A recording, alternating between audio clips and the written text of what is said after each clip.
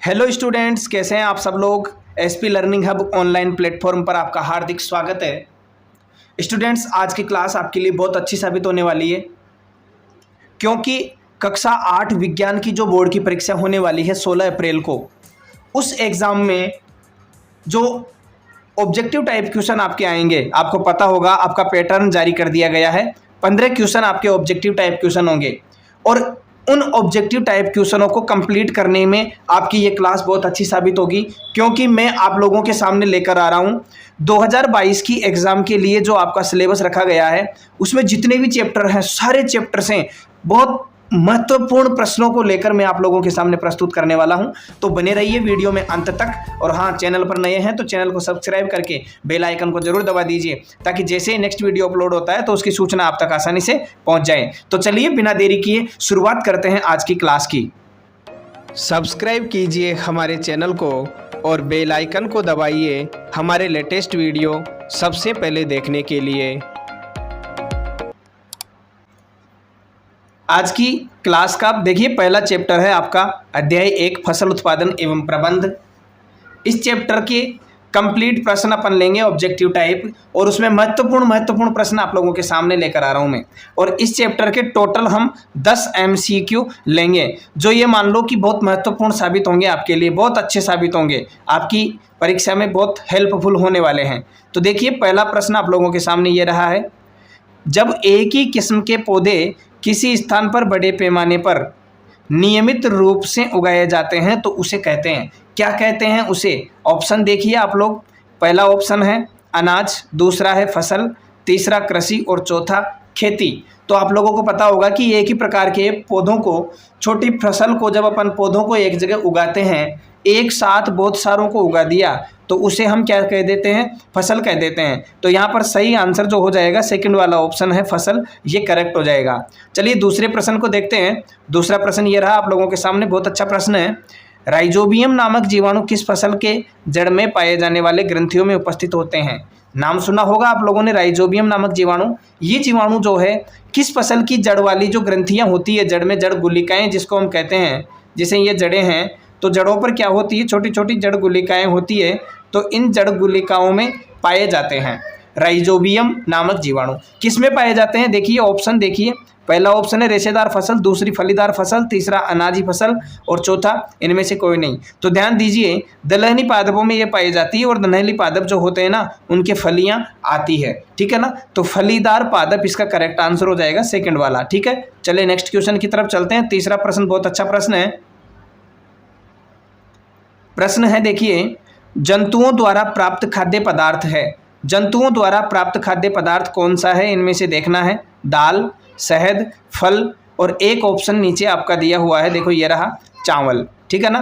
तो नीचे चावल है, ऊपर 3 ये फल, 3 ये नाम है, ठीक है। यहाँ से देखिएगा आप लोग कि जंतुओं द्वारा प्राप्त खाद्य पदार्थ जो है, दाल जंतुओं से होता है कि नहीं, पादप से होता है। शहद, फल और चावल, तो फल, चावल, शहद ये तीनों तो किससे होते हैं, पादपों से होते हैं। लेकिन यहाँ जो शहद दिया हुआ है, ऑप्शन सेकंड है शहद, ये किससे प्राप्त होता है भाई, मधुमक्खी से प्राप्त होता है। और मधुमक्खी क्या है, एक जंतु है, तो जंतु उत्पाद हो गया।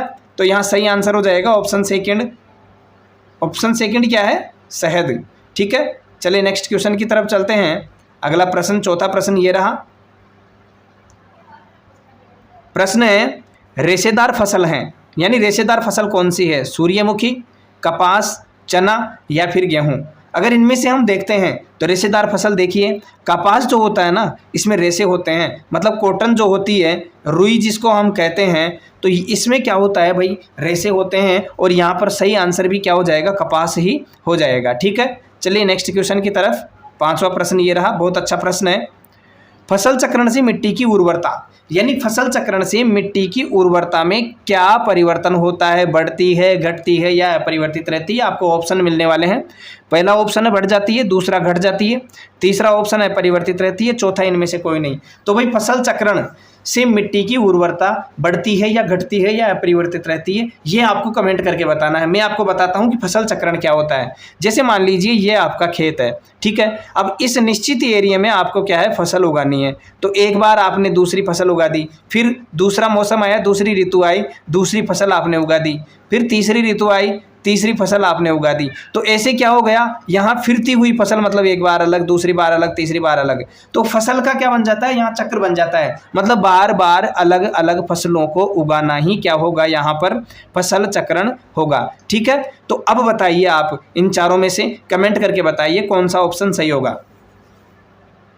फसल चक्रण से मिट्टी की उर्वरता बढ़ जाती है, पहला ऑप्शन करेक्ट होगा। ठीक है, चलिए नेक्स्ट क्वेश्चन की बात करते हैं। छठा प्रश्न ये रहा, बहुत अच्छा प्रश्न है। प्रश्न है मिट्टी को उलटने पलटने एवं पोला करने की प्रक्रिया कहलाती है। मिट्टी को उलटते पलटते हैं, पोला करते हैं, इस प्रक्रिया को हम क्या कहते हैं, निराई, बुआई, जुताई या फिर सिंचाई। तो यहाँ पर देखो मैं आप लोगों को बता देता हूँ, निराई तो क्या होता है, जैसे फसल उगा दी जाती है, उगाने के बाद में फसल के साथ खरपतवार उग जाती है। तो मान लीजिए ये फसल है और ये फसल के साथ छोटी छोटी खरपतवार उगी हुई है, तो क्या करते हैं हम, इस खरपतवार को हटाने की जो प्रक्रिया है ना, ये क्या कहलाती है, निराई कहलाती है, मतलब खरपतवार हट जाती है यहाँ से। ठीक है, फिर बात करते हैं बुआई की। तो बुआई तो भाई फसल को, बीज को बोना बुआई कहलाता है। सिंचाई की बात करें तो फसल को पानी पिलाना सिंचाई कहलाता है। बचा क्या है, जुताई बचा है, और यही करेक्ट आंसर हो जाएगा। अरे जोत निकाल के हल चलाकर अपन क्या करते हैं, मिट्टी को उलटते पलटते हैं, तो मिट्टी क्या होती है, उससे पोली होती है। तो यहाँ करेक्ट आंसर क्या हो जाएगा, ऑप्शन सी वाला, तीसरा ऑप्शन हो जाएगा जुताई, करेक्ट आंसर। चलिए नेक्स्ट क्वेश्चन की तरफ। सातवां प्रश्न आप लोगों के सामने ये रहा, दानों को भूसे से अलग करना कहलाता है। दाना, जैसे फसल पक जाती है, फसल पक गई, अब फसल यहाँ पे लगी हुई है, इसमें भूसा भी है, यहाँ पर दाना भी लगा हुआ है। तो दाने को भूसे से अलग करने के लिए हम कौन सी विधि का यूज़ करते हैं, निराई, तीन ऑप्शन आपके नीचे हैं, कटाई, भंडारण और थ्रेसिंग। आपको मैं बता दूं कि निराई तो देखो मैंने अभी ऊपर वाले क्वेश्चन में समझाई आई है, निराई क्या होती है, तो ये तो दाने के भूसे से अलग करना नहीं होता है। कटाई में क्या होता है, फसल को काट करके खेत में से अलग करते हैं। भंडारण में भंडारण करते हैं, मतलब फसल से बीज प्राप्त करने के बाद में उसको रखते हैं। तो यहाँ पर सही आंसर क्या हो जाएगा, थ्रेसिंग हो जाएगा। थ्रेसिंग जो होता है ना, थ्रेसिंग के द्वारा मतलब थ्रेसर को यूज करते हैं और बीज को दाने से अलग करके, भूसे से अलग करके दाना प्राप्त किया जाता है और फिर उसका क्या किया जाता है, भंडारण किया जाता है। तो यहाँ पर सही आंसर क्या हो जाएगा भाई, आपका सही आंसर जो है वो हो जाएगा थ्रेसिंग। ठीक है, चलिए नेक्स्ट क्वेश्चन की तरफ चलते हैं। आठवां प्रश्न ये रहा, प्रश्न है खरपतवार का उदाहरण है। खरपतवार तो आप जानते ही हैं, अभी बताऊंगा, मसूर, गाजर घास, जूट और तीसी। देखिए खरपतवार मैं आप लोगों को बता चुका हूं पहले, फिर बता रहा हूं। मान लीजिए ये आपका खेत है और इस खेत में आपकी ये फसल उगी हुई है, ठीक है, और फसल के साथ यहाँ पे क्या है, छोटे छोटे ऐसे पौधे उगे हुए हैं अनावश्यक, जो फसल के अलावा हैं और फसल के लिए हानिकारक हो सकते हैं।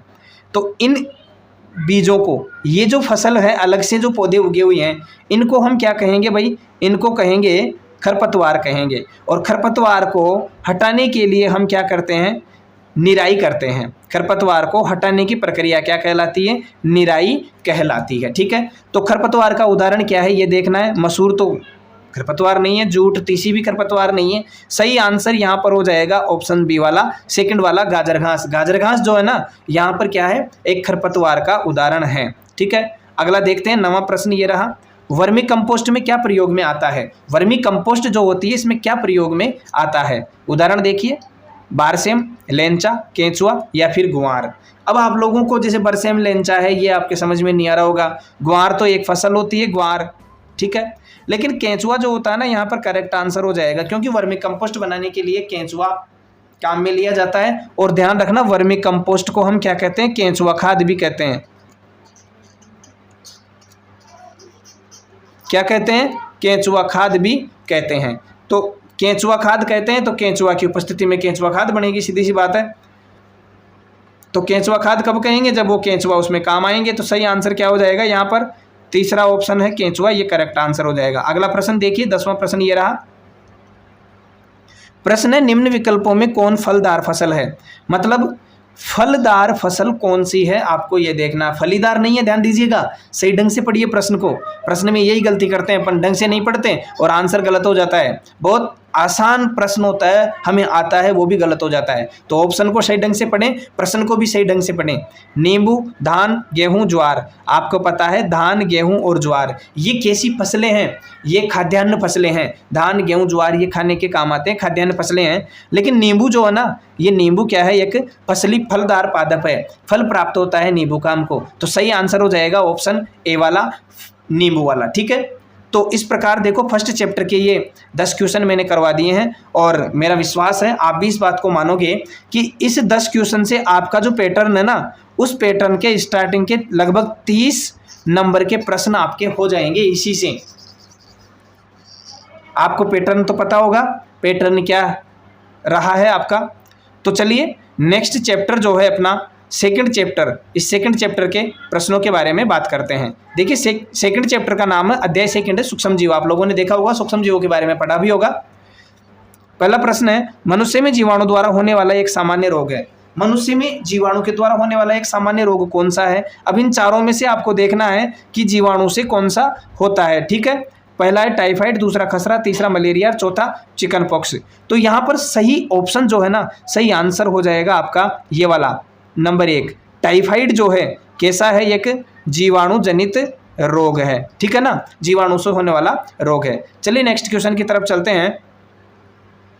दूसरा प्रश्न ये रहा, प्रश्न है दूध को दही में परिवर्तित करने वाला सूक्ष्म जीव है। दूध को दही में परिवर्तित करने के लिए कौन सा सूक्ष्म जीव जिम्मेदार होता है? बेसिलस एंथ्रेसिस, राइजोबियम, लैक्टोबैसिलस या फिर माइकोबैक्टीरियम ट्यूबरकुलोसिस। तो यहाँ देखो मैं आप लोगों को बता देता हूँ कि राइजोबियम तो जो होता है ना, लेग्यूमिनोसी पादपों की जड़ में पाया जाता है, जो दलहनी पादप होते हैं। माइकोबैक्टीरियम ट्यूबरकुलोसिस ये क्या होता है? टीबी का कारक होता है। बचे कौन से? लैक्टोबैसिलस और बेसिलस एंथ्रेसिस। तो आप लोगों ने देखा होगा कि दूध दही में परिवर्तित होता है तो वहाँ लैक्टोबैसिलस जीवाणु जो होता है वो काम में आता है। सही आंसर हो जाएगा तीसरा ऑप्शन, लैक्टोबैसिलस जीवाणु। ठीक है, चलिए नेक्स्ट क्वेश्चन।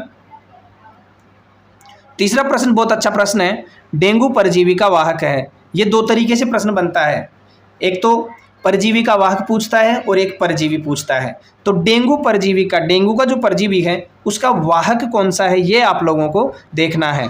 पहला ऑप्शन मादा एडीज मच्छर, घरेलू मक्खी, मादा एनाफिलीज मच्छर और कॉकरोच। तो ध्यान दीजिए आपका जो आंसर है ना, बिल्कुल आप मादा एनाफिलीज मच्छर पे जाओगे। ये ध्यान रखना मलेरिया का है। किसका है ये मलेरिया का है। तो ये गलती कभी मत करना, प्रश्न को भी सही ढंग से पढ़ो और उत्तर को भी सही ढंग से पढ़ो। तो बचा कौन सा यहाँ पे? घरेलू मक्खी, कॉकरोच ये नहीं हो सकते। यहाँ होता है सही आंसर आपका मादा एडीज मच्छर। पहला ऑप्शन जो है ये करेक्ट हो जाता है। ठीक है, मादा एडीज मच्छर। ध्यान दीजिए डेंगू जो है महामारी का रूप ले चुकी थी एक बार दिल्ली में। तो वहाँ पर उस टाइम देखो डेंगू में क्या होता है, जोड़ों में दर्द होता है और दिक्कत आती है बहुत भयंकर। और इसमें बकरी का दूध जो होता है वो बहुत कारगर होता है, प्लेटलेट्स की कमी आती है तो उसकी पूर्ति करता है। तो उस टाइम जब दिल्ली में ये महामारी के रूप में आया था तो बकरी का दूध लगभग 2500 रुपये प्रति लीटर बिका था। ठीक है, चलिए नेक्स्ट क्वेश्चन की तरफ चलते हैं। चौथा प्रश्न ये रहा, मनुष्य में वायरस द्वारा होने वाला एक सामान्य रोग है। मनुष्य में वायरस के द्वारा होने वाले सामान्य रोग कौन कौन से हैं? पहला टाइफाइड, दूसरा देखते हैं यहाँ पर ऑप्शन दूसरा है पोलियो, मलेरिया या फिर क्षय रोग। तो ध्यान दीजिए प्रश्न है आपका कि मनुष्य में वायरस द्वारा होने वाला एक सामान्य रोग है, क्या टाइफाइड है, पोलियो है, मलेरिया है या फिर क्षय रोग है? तो यहाँ सही आंसर हो जाएगा आपका पोलियो। पोलियो जो है किसके द्वारा होता है? प्रश्न देखिए, वायरस के द्वारा होता है। ठीक है, चलिए नेक्स्ट क्वेश्चन ये रहा आप लोगों के सामने प्रश्न है पांचवा, मलेरिया रोग किस जीव के काटने से होता है? आ गया ना, अभी मैंने ऊपर वाले क्वेश्चन में बताया था मलेरिया रोग किस जीव के काटने से होता है? मकड़ी के, मच्छर के, मधुमक्खी या घरेलू मक्खी?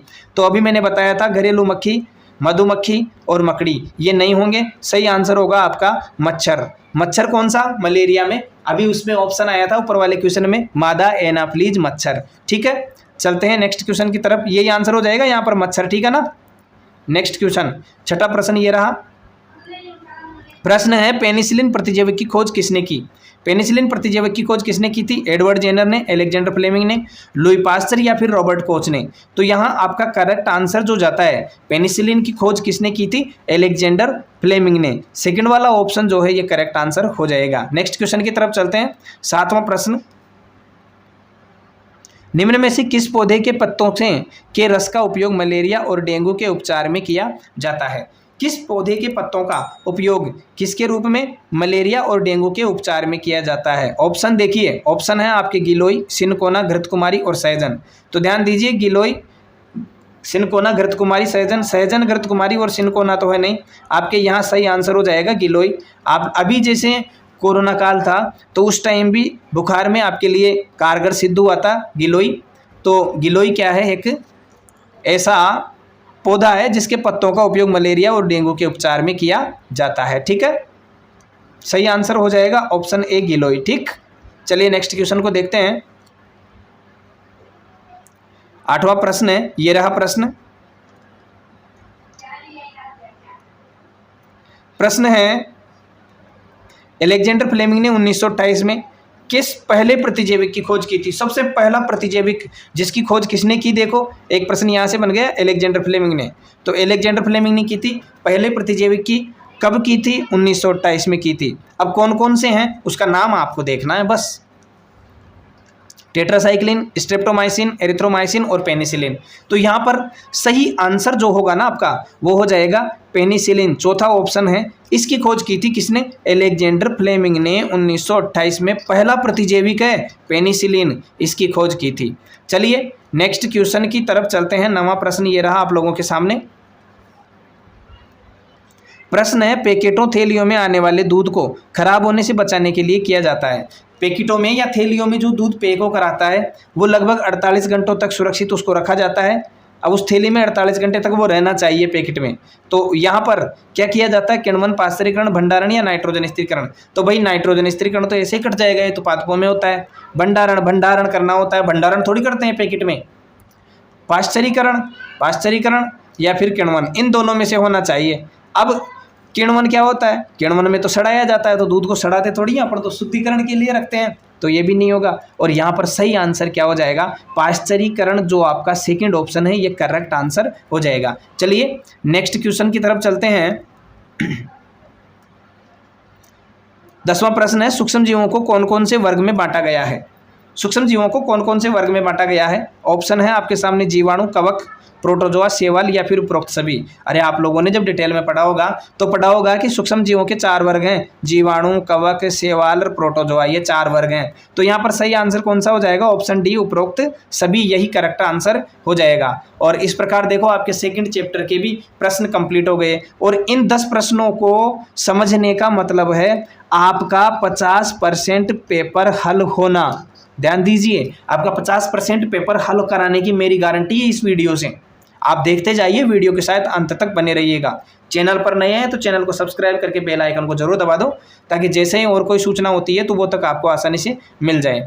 देखिए नेक्स्ट प्रश्न, नेक्स्ट चैप्टर है अपना तीसरा, संश्लेषित रेशे और प्लास्टिक।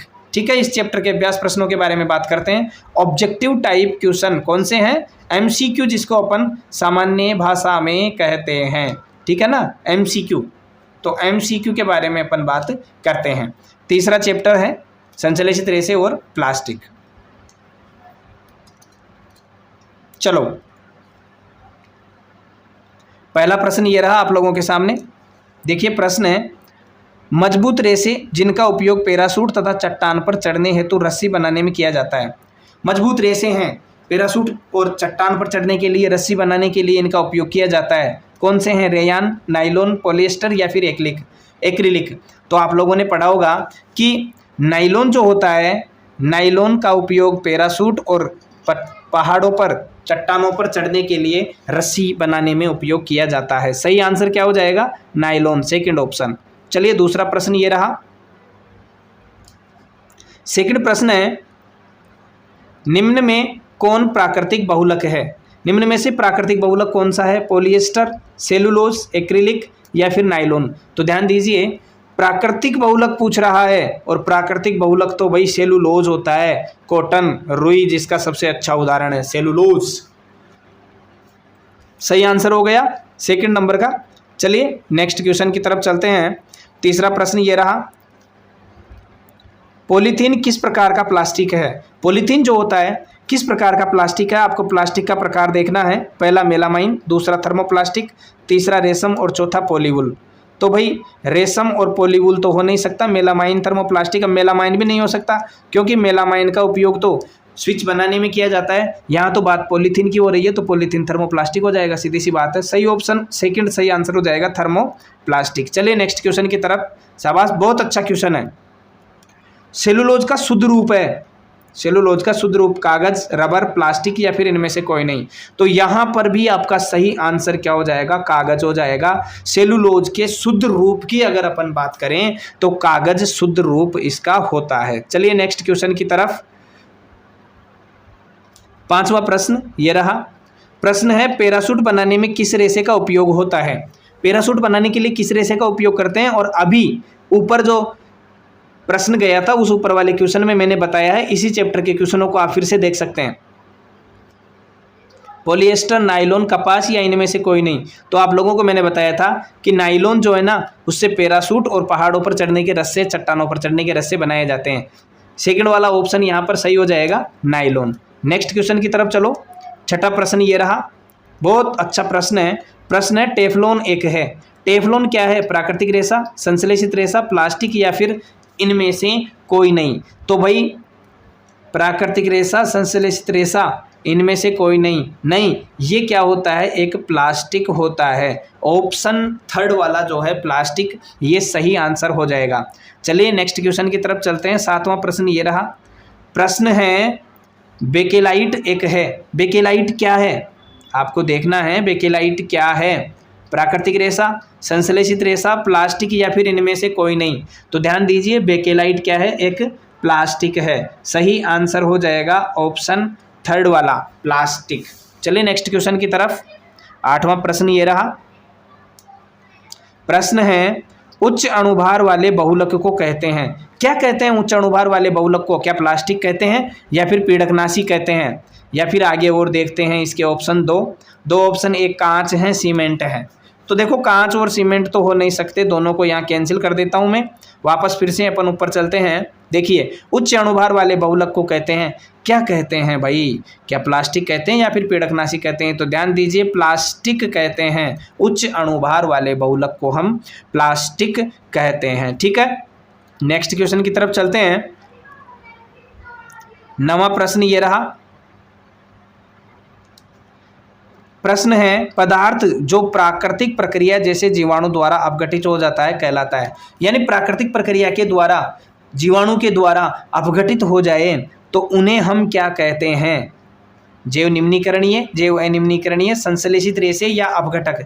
तो भाई मैं बता देता हूं आपको कि अपघटक है ना, ये तो हो नहीं सकता क्योंकि अपघटक तो क्या करते हैं? अपघटन करने का काम करते हैं। और संश्लेषित रेशे हो नहीं सकते। तो इसमें भाई क्या हो जाएगा आपके? जैव अब निम्नीकरणीय का मतलब जिनका अपघटन हो जाता है, अनिम्नीकरणीय का मतलब जिनका अपघटन नहीं होता है। तो प्रश्न में देखो, प्रश्न में क्या पूछ रहा है? जो प्राकृतिक प्रक्रिया से अपघटित हो जाते हैं, अपघटित हो जाने वाले पूछ रहा है। तो अपघटित हो जाने वाले तो जैव निम्नीकरणीय होगा। पहला ऑप्शन करेक्ट हो जाएगा। चलिए देखते हैं इस चैप्टर का अंतिम प्रश्न। 10वां प्रश्न है रेयान एक है। रेयान क्या है? रेयान जो है ना, रेयान एक रेशा है। क्या है ये? प्राकृतिक, संश्लेषित, प्लास्टिक या फिर इनमें से कोई नहीं। रेयान कैसा रेशा है? क्या प्राकृतिक है या फिर संश्लेषित है या फिर प्लास्टिक है या कोई भी नहीं है? चारों में से आपको जो भी आंसर है वो बताना है। तो यहाँ जो सही आंसर हो जाएगा ना, वो सही आंसर आपका यहाँ हो जाएगा कि रेयान जो है ना कैसा रेशा है? संश्लेषित रेशा है। ठीक है, इस प्रकार इस चैप्टर के कंप्लीट प्रश्न होते हैं। अगला चैप्टर आप लोगों के आता है, बहुत अच्छा प्रश्न है। चैप्टर है, चौथा चैप्टर है, अध्याय 4, पदार्थ, धातु और अधातु। बहुत अच्छा चैप्टर है, इसमें से आपके काफ़ी क्वेश्चन बनने वाले हैं और बहुत इजी वे में आपको इसमें से प्रश्न पूछे जाएंगे। चलिए देखते हैं इसके प्रश्नों को। पहला प्रश्न ये रहा आप लोगों के सामने। प्रश्न है सबसे अधिक सक्रिय धातु है। ऑप्शन देखिए, पोटेशियम, सोडियम और 2 ऑप्शन आपके नीचे दिए हुए हैं, तांबा और सोना। तो देखते हैं तांबा सोना। तो भाई तांबा सोना दोनों नहीं है, क्योंकि देखो तांबा तो क्या है? एक अधिक, सबसे अधिक तन्य धातु है। तन्य तो आप जानते ही होंगे, नहीं जानते तो कोई बात नहीं है, अभी मैं बता देता हूँ। तन्य का मतलब होता है तन्यता, यहाँ तन्य जो है ना, तन्य शब्द, ये तन्यता को प्रदर्शित करता है। और तन्यता क्या होता है? तन्यता होती है कि किसी भी धातु को हम क्या करें, कैसे भी करके गर्म ठंडा पिघला के और उसको किस में बदल दें, तार में बदल दें। तो ये गुण क्या कहलाता है? इसका तन्यता कहलाता है। और ध्यान दीजिए, सोना जो है ना सबसे अधिक तन्य धातु है। 1 ग्राम सोने से, 1 ग्राम सोना है ना, उससे लगभग 2 किलोमीटर लंबा तार बनाया जा सकता है। बहुत महत्वपूर्ण बात है ये, बहुत खतरनाक, बहुत महत्वपूर्ण बात है कि 1 ग्राम सोना है, उससे लगभग 2 किलोमीटर लंबा तार बनाया जाता है। तो इस वजह से ये क्या हो जाती है? सबसे तन्य धातु हो जाती है। लेकिन प्रश्न तो कुछ और ही पूछ रहा है। प्रश्न तो पूछ रहा है कि सबसे अधिक सक्रिय धातु कौन सी है। तो ध्यान दीजिए, यहाँ पर सबसे अधिक सक्रिय धातु आपकी क्या हो जाएगी? सोडियम हो जाएगी। ठीक है, सेकंड वाला ऑप्शन करेक्ट हो जाएगा। नेक्स्ट क्वेश्चन की तरफ चलते हैं। दूसरा प्रश्न ये रहा। प्रश्न है, धातु का वह गुण जिसके कारण उन्हें पीटकर शीट में परिवर्तित किया जाता है कहलाता है। मान लीजिए प्रश्न कह रहा है कि कोई भी धातु है, जैसे मान लो ये धातु है। अब इस धातु के, जैसे ये धातु का गोला, इसको हम पीटें, यहाँ से क्या करें, इसके चोट मारें, चोट मार मार के इसको पीटें, और पीटने के बाद में क्या हो, ये एक पतली चादर में बदल जाए। ये लो, ये चादर में बदल गया। तो इस चादर में बदलने के इस गुण को हम क्या कहेंगे, ये आपको देखना है। ऑप्शन देखिए, पहला चमक, कठोरता, आघातवर्धनीयता, तन्यता। तो भाई तन्यता तो अभी मैंने आपको बताया ही है, तो ये तो हो नहीं सकता। चमक आप जानते हो, ये भी नहीं होगा। कठोरता, कठोर होता है, तो ये भी नहीं हो सकता। कठोर होता है, कठोर तो होता ही है। लेकिन प्रश्न कह रहा है कि ये जैसे धातु का गोला है, इसको पीट दिया, पीटने पर शीट में बदल गया। पीटने को मतलब आघात कहते हैं, और शीट में बदला है तो बढ़ के बदला है। वर्धनीय का मतलब बढ़ना होता है। तो यहाँ करेक्ट आंसर क्या हो जाएगा आपका? ऑप्शन थर्ड है, आघात वर्धनीयता। ये करेक्ट हो जाएगा। ठीक है ना, ये वाला ऑप्शन आपका क्या हो जाएगा? सही हो जाएगा, आघात वर्धनीयता। चलिए नेक्स्ट क्वेश्चन की तरफ चलते हैं। तीसरा प्रश्न ये रहा आपका। प्रश्न है, निम्नांकित में से कौन सा धातु नहीं है? आप लोगों को देखना है चारों ऑप्शन में से कि धातु कौन सा नहीं है। देखो, पहला है तांबा धातु है, एल्यूमिनियम धातु है, लोहा धातु है, सल्फर धातु नहीं है। ठीक है ना, तो 3 आप लोगों को या तो 3 पता हो या फिर 1 पता हो सटीक आंसर। तो जैसे आपने देखा, यहाँ पर आपने तुरंत टिक कर दिया कि हाँ, तांबा क्या है? धातु है, एल्यूमिनियम धातु है, लोहा धातु है। बचा क्या? सल्फर। तो यही करेक्ट आंसर हो जाएगा, क्योंकि ये धातु नहीं है, ये क्या है? अधातु है। चौथा प्रश्न ये रहा। प्रश्न है, धातुओं के किस गुण के कारण उनके तार खींचे जा सकते हैं? यानी ये कह रहा है, अभी मैंने ऊपर बताया आपको कि ये धातु है और इसको हम खींचकर किस में बदल दें? तार में बदल दें। तो ये गुण क्या कहलाता है? अभी बताया था मैंने, आप कमेंट करके बताइएगा इसका सही आंसर क्या होगा। ऑप्शन देखिए, लचीलापन, तन्यता, भंगुरता, आघातवर्धे और ध्वनिक। इसका आंसर मैं आपको नहीं बताने वाला हूँ। भंगुरता, आघातवर्धे, ध्वनिक। आघातवर्धे में बता चुका हूँ। ध्वनिक का मतलब जैसे कोई भी धातु है, चोट मारे, ध्वनि उत्पन्न हो, ये ध्वनिक कहलाता है। भंगुर का मतलब है जैसे मान लो ये कोई पदार्थ है, इसके हम चोट मारें और ये छोटे छोटे टुकड़ों में बिखर जाएं, तो इसे कहते हैं भंगुरता। बाकी ये बचा है लचीलापन, तन्यता। आप बता दीजिए इस प्रश्न का ऑप्शन आपको कमेंट करना है। ये पहला ऑप्शन, ये दूसरा, ये तीसरा और चौथा, जो भी है इसके बारे में ऊपर वाले क्वेश्चंस में मैं बता चुका है। ठीक है ना। अगला प्रश्न देखिए, पांचवा प्रश्न ये रहा आपके लिए। निम्नांकित में से किस धातु को चाकू से काटा जा सकता है? या तो यहाँ तक पढ़ लो या फिर आगे चलो। एक मुलायम धातु जिसे चाकू से काटा जा सकता है, वो आपको देखना है।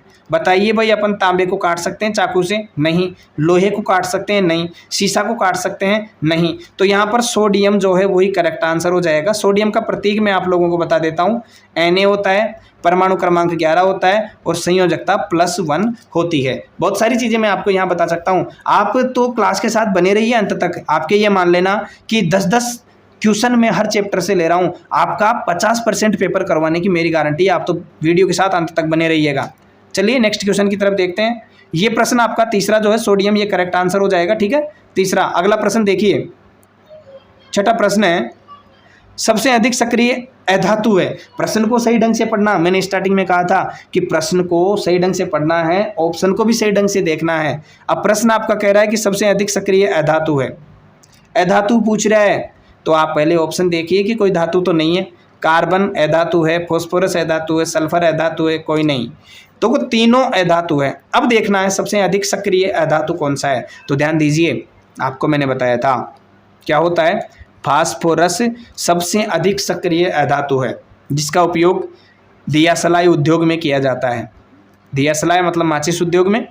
तो सही आंसर हो जाएगा फास्फोरस, सेकंड वाला ऑप्शन। नेक्स्ट क्वेश्चन की तरफ चलते हैं। 7वां प्रश्न ये रहा। प्रश्न है, निम्न में से कौन सा धातु है जो द्रव अवस्था में पाया जाता है। बहुत अच्छा प्रश्न है और ये मान लो कि ये तो वेरी वेरी इंपॉर्टेंट है, छपने वाला प्रश्न है। ऑप्शन देखिए, ग्रेफाइट, पारा, लोहा, तांबा।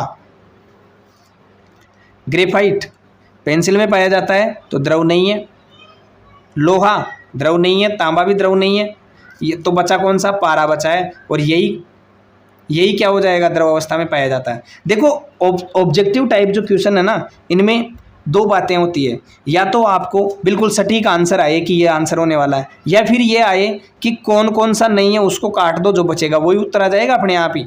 आपको परेशान होने की बिल्कुल जरूरत नहीं है। तो यहाँ पर करेक्ट आंसर हो जाएगा पारा। मैं पारा के बारे में कुछ बता देता हूँ। देखिए, इसको मरकरी भी बोलते हैं, इसका प्रतीक होता है Hg, ठीक है ना। मरकरी भी बोलते हैं, पारा भी बोलते हैं। आप जब जेल पेन का यूज करते हैं तो जेल पेन में आपने देखा होगा, जैसे मान लो ये जेल पेन की रिफिल है, तो इसमें जो इंक भरी रहती है, यहाँ तक तो क्या है जैसे इंक भरी हुई है, और इंक के ऊपर क्या होता है, एक बूंद सीक होती है पानी की। वो क्या होती है, वो पारे की ही बूंद होती है, ठीक है, जो क्या करती है, साफ करके ले जाती है इंक को। चलो अगला प्रश्न देखो, ये रहा, बहुत अच्छा प्रश्न है।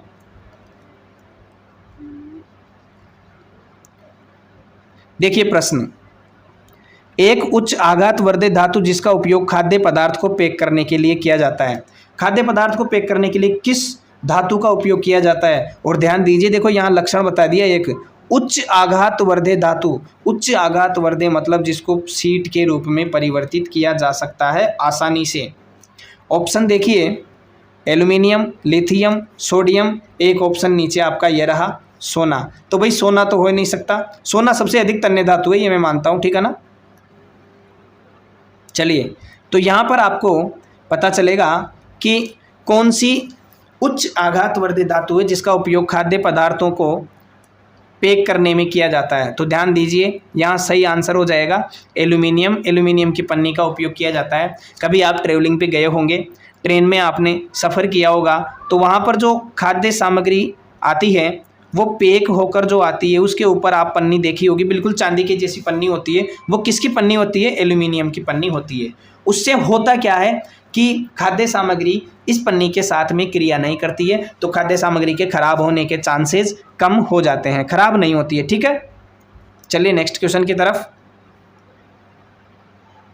9वां प्रश्न ये रहा। प्रश्न है, इनमें से कौन ठंडे जल के साथ तेजी से अभिक्रिया करती है। ठंडे जल के साथ तेजी से अभिक्रिया करने वाले पदार्थ का आपको नाम बताना है। पहला है कार्बन, दूसरा सोडियम, तीसरा मैग्नीशियम, चौथा सल्फर। तो यहाँ पर जो है सबसे तेजी से ठंडे जल के साथ भी तेजी से क्रिया करेगा, तो वो क्या हो जाएगा भाई, वो सोडियम हो जाएगा। यहाँ सेकंड वाला ऑप्शन है आपका करेक्ट हो जाएगा। मैं आपको इनके सबके प्रतीक बता देता हूँ। कार्बन का C होता है, सोडियम का Na होता है, मैग्नीशियम का Mg होता है, और सल्फर का S होता है। तो यहाँ पर आपका सही आंसर हो गया ऑप्शन सेकंड, सोडियम, ठीक है। चलते हैं नेक्स्ट क्वेश्चन की तरफ। 10वां प्रश्न ये रहा आप लोगों के सामने। प्रश्न है, एक अधातु जिसमें चमक होती है। भाई जो चमक है ना, ये गुण किसका है, ये धातुओं का है। लेकिन प्रश्न कह रहा है कि कौन सी अधातु है जिसमें चमक होती है। अधातु देखनी है जिसमें चमक है। ऑप्शन देखो, कोयला, आयोडीन, सल्फर या फिर ब्रोमीन। तो यहाँ पर सही आंसर जो है ना वो आ जाएगा कि चमकीला अधातु कौन सा है, वो आपका यहाँ रहेगा आयोडीन। आयोडीन जो है क्या है, एक चमकीला अधातु है। तो इस प्रकार इस चैप्टर के आप लोगों के सामने मैंने 10 प्रश्न दिए, और इन 10 प्रश्न में से आपको काफ़ी क्वेश्चन आपके पेपर में मिलने वाले हैं। चलिए नेक्स्ट चैप्टर की बात करते हैं। 5वां चैप्टर आप लोगों के सामने ये आ गया। 4 चैप्टर कंप्लीट हो गए अपने, और ये 5वां चैप्टर है, अध्याय 5 कोयला और पेट्रोलियम। चैप्टर का नाम है कोयला और पेट्रोलियम। इसके बारे में इसमें अध्याय में दिया गया है। इस चैप्टर का पहला प्रश्न बहुत अच्छा प्रश्न है और बनने वाला प्रश्न है, वेरी वेरी इंपॉर्टेंट, आप इसको लगा सकते हैं। छपने वाला प्रश्न है। देखिए प्रश्न क्या कहता है, काला सोना किसे कहा जाता है? ऑप्शन 1 तेल, पेट्रोलियम, दूध या इनमें से कोई नहीं। तो भाई तेल में तो देखो सिर्फ पेट्रोलियम ही नहीं है, सारा तेल आ गया, खाद्य तेल भी आ गया और पेट्रोलियम भी आ गया। लेकिन काला सोना तो सिर्फ पेट्रोलियम को कहते हैं, दूध तो हो ही नहीं सकता, दूध तो श्वेत सोना होता है, सफ़ेद सोना। तो पेट्रोलियम जो है यहाँ पर सही आंसर हो जाएगा, सेकंड वाला ऑप्शन करेक्ट कर लीजिएगा इसको। नेक्स्ट क्वेश्चन की तरफ चलते हैं। सेकंड क्वेश्चन आपका ये रहा। प्रश्न सेकंड है, घरेलू ईंधन के रूप में उपयोग किया जाता है, किसका उपयोग किया जाता है? सीएनजी, एलपीजी, सीएफसी या इनमें से सभी? तो भाई आप लोग देखिए, सीएफसी तो एक हानिकारक गैस है, क्लोरोफ्लोरोकार्बन इसकी फुल फॉर्म होती है, और सीएनजी एलपीजी का यूज किया जाता है, लेकिन ध्यान रखना घरेलू ईंधन के रूप में। तो घरेलू ईंधन के रूप में किसका उपयोग किया जाता है? एलपीजी का उपयोग किया जाता है। मैं इनकी सबकी आपको फुल फॉर्म भी बता देता हूँ, ध्यान दीजिए। सीएनजी होती है ना, इसका तो कंप्रेस्ड नेचुरल गैस यानी संपीड़ित प्राकृतिक गैस होता है। एलपीजी का लिक्विफाइड पेट्रोलियम गैस होता है, द्रवित पेट्रोलियम गैस। ये तो कैसी है? संपीड़ित है, ध्यान दीजिएगा आप। और ये कैसी है? द्रवित है। संपीड़ित प्राकृतिक गैस है और ये द्रवित पेट्रोलियम गैस है। सीएफसी क्या है? क्लोरोफ्लोरोकार्बन है। अभी आप लोगों ने 10th का पेपर देखा होगा, 10th के पेपर में आपसे फुल फॉर्म पूछी है सीएफसी की, क्लोरोफ्लोरोकार्बन, ठीक है। तो यहाँ सही आंसर आपका क्या रहने वाला है? सही आंसर आपका रहने वाला है एलपीजी वाला, ठीक है। ये वाला आंसर सही रहने वाला है एलपीजी। चलिए नेक्स्ट क्वेश्चन की तरफ। तीसरा प्रश्न ये रहा। प्रश्न है जीवाश्म ईंधन का जलना। जीवाश्म ईंधन का जलना क्या है भाई? जीवाश्म ईंधन जब जलेगा तो क्या होगा? ऑप्शन 1 वायु प्रदूषण, जल प्रदूषण, रासायनिक प्रदूषण या फिर इनमें से कोई नहीं। तो ध्यान दीजिए, अरे जीवाश्म ईंधन जल रहा है तो अपने वायुमंडल में ही तो उत्पन्न कर रहा है अपशिष्ट, तो यहाँ पर वायु प्रदूषण हो जाएगा। फर्स्ट ऑप्शन करेक्ट हो जाएगा। चलिए नेक्स्ट प्रश्न की तरफ चलते हैं। चौथा प्रश्न, वाहनों के लिए सबसे कम प्रदूषक ईंधन है। वाहनों के लिए सबसे कम प्रदूषक ईंधन कौन सा है? ऑप्शन देखिए, पेट्रोल, डीजल, संपीड़ित प्राकृतिक गैस मतलब सीएनजी और इनमें से कोई नहीं। तो आप लोग देख रहे हैं, आप देख रहे हैं कि पेट्रोल डीजल तो कितने खतरनाक साबित हो रहे हैं हमारे लिए, पूरे पर्यावरण को प्रदूषित करके रख दिया। यहाँ तक कि O2 का जो लेवल है उसमें भी धीरे धीरे गिरावट आ रही है। तो संपीड़ित प्राकृतिक गैस सीएनजी है, ये हल्की होती है और ये वाहनों के लिए सबसे कम प्रदूषक होती है, यानी प्रदूषण कम करती है।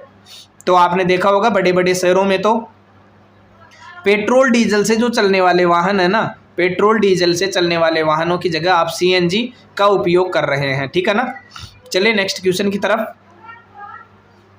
5वां प्रश्न आपका ये रहा।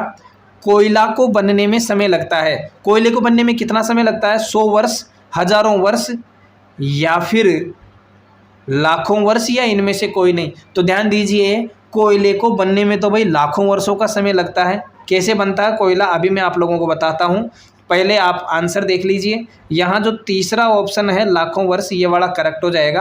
अब मैं बता देता हूँ लाखों वर्ष कैसे लगते हैं कोयला निर्माण में। ऊपर है ना, कोयले को बनने में समय लगता है, तो लाखों वर्ष का समय कैसे लगता है? जैसे मान लो भूकंप आया, ये आपकी जमीन की परत है, ये भूगर्भ है। अब जैसे ही भूकंप आएगा तो जमीन में क्या होगी? दरारें चलेगी। ये जमीन की परत है, यहाँ पर क्या हो जाएगी? यहाँ दरारें हो जाएगी, ठीक है। अब दरारों में क्या होगा? जीव जंतु जो भी होंगे वो इनसे क्या होंगे? अंदर चले जाएंगे, अंदर जाके दब जाएंगे, ये दरारें बंद हो जाएगी। ऊपर से क्या बढ़ेगा भाई? देखो दाब भी बढ़ेगा और अंदर का ताप भी बढ़ जाएगा। ताप दाब के कारण यहाँ जीव जंतु, पेड़ पौधे, अधिकतर पेड़ पौधे जो होंगे ताप दाब के कारण धीरे धीरे क्या होंगे? काले बनने लग जाएंगे, काले हो जाएंगे और लाखों वर्षों में ये किस में बदल जाएंगे, कोयले में बदल जाएंगे। ठीक है, तो ऐसे लाखों वर्ष लगते हैं। चलिए नेक्स्ट क्वेश्चन की तरफ। छठा प्रश्न ये रहा, बहुत अच्छा प्रश्न है।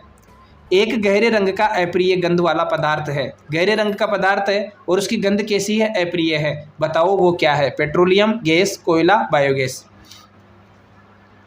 तो यहाँ पर सही आंसर जो होगा ना वो तो भाई पेट्रोलियम ही होगा। पेट्रोलियम जो होता है अप्रिय गंध इसकी होती है और गहरे रंग का ये द्रव होता है। तो पेट्रोलियम पदार्थ जो है वो यहाँ सही आंसर क्या हो जाएगा, पेट्रोलियम पदार्थ। ठीक है, पेट्रोलियम यहाँ सही हो जाएगा। चलिए नेक्स्ट क्वेश्चन की तरफ। सातवां प्रश्न ये रहा। प्रश्न क्या कह रहा है कि निम्न में कौन सा पदार्थ जीवाश्म ईंधन है? कौन सा पदार्थ है? सौर ऊर्जा, परमाणु ऊर्जा, जल ऊर्जा या फिर कोयला। निम्न में कौन सा पदार्थ जीवाश्म ईंधन है? सौर ऊर्जा, परमाणु ऊर्जा, जल ऊर्जा, कोयला।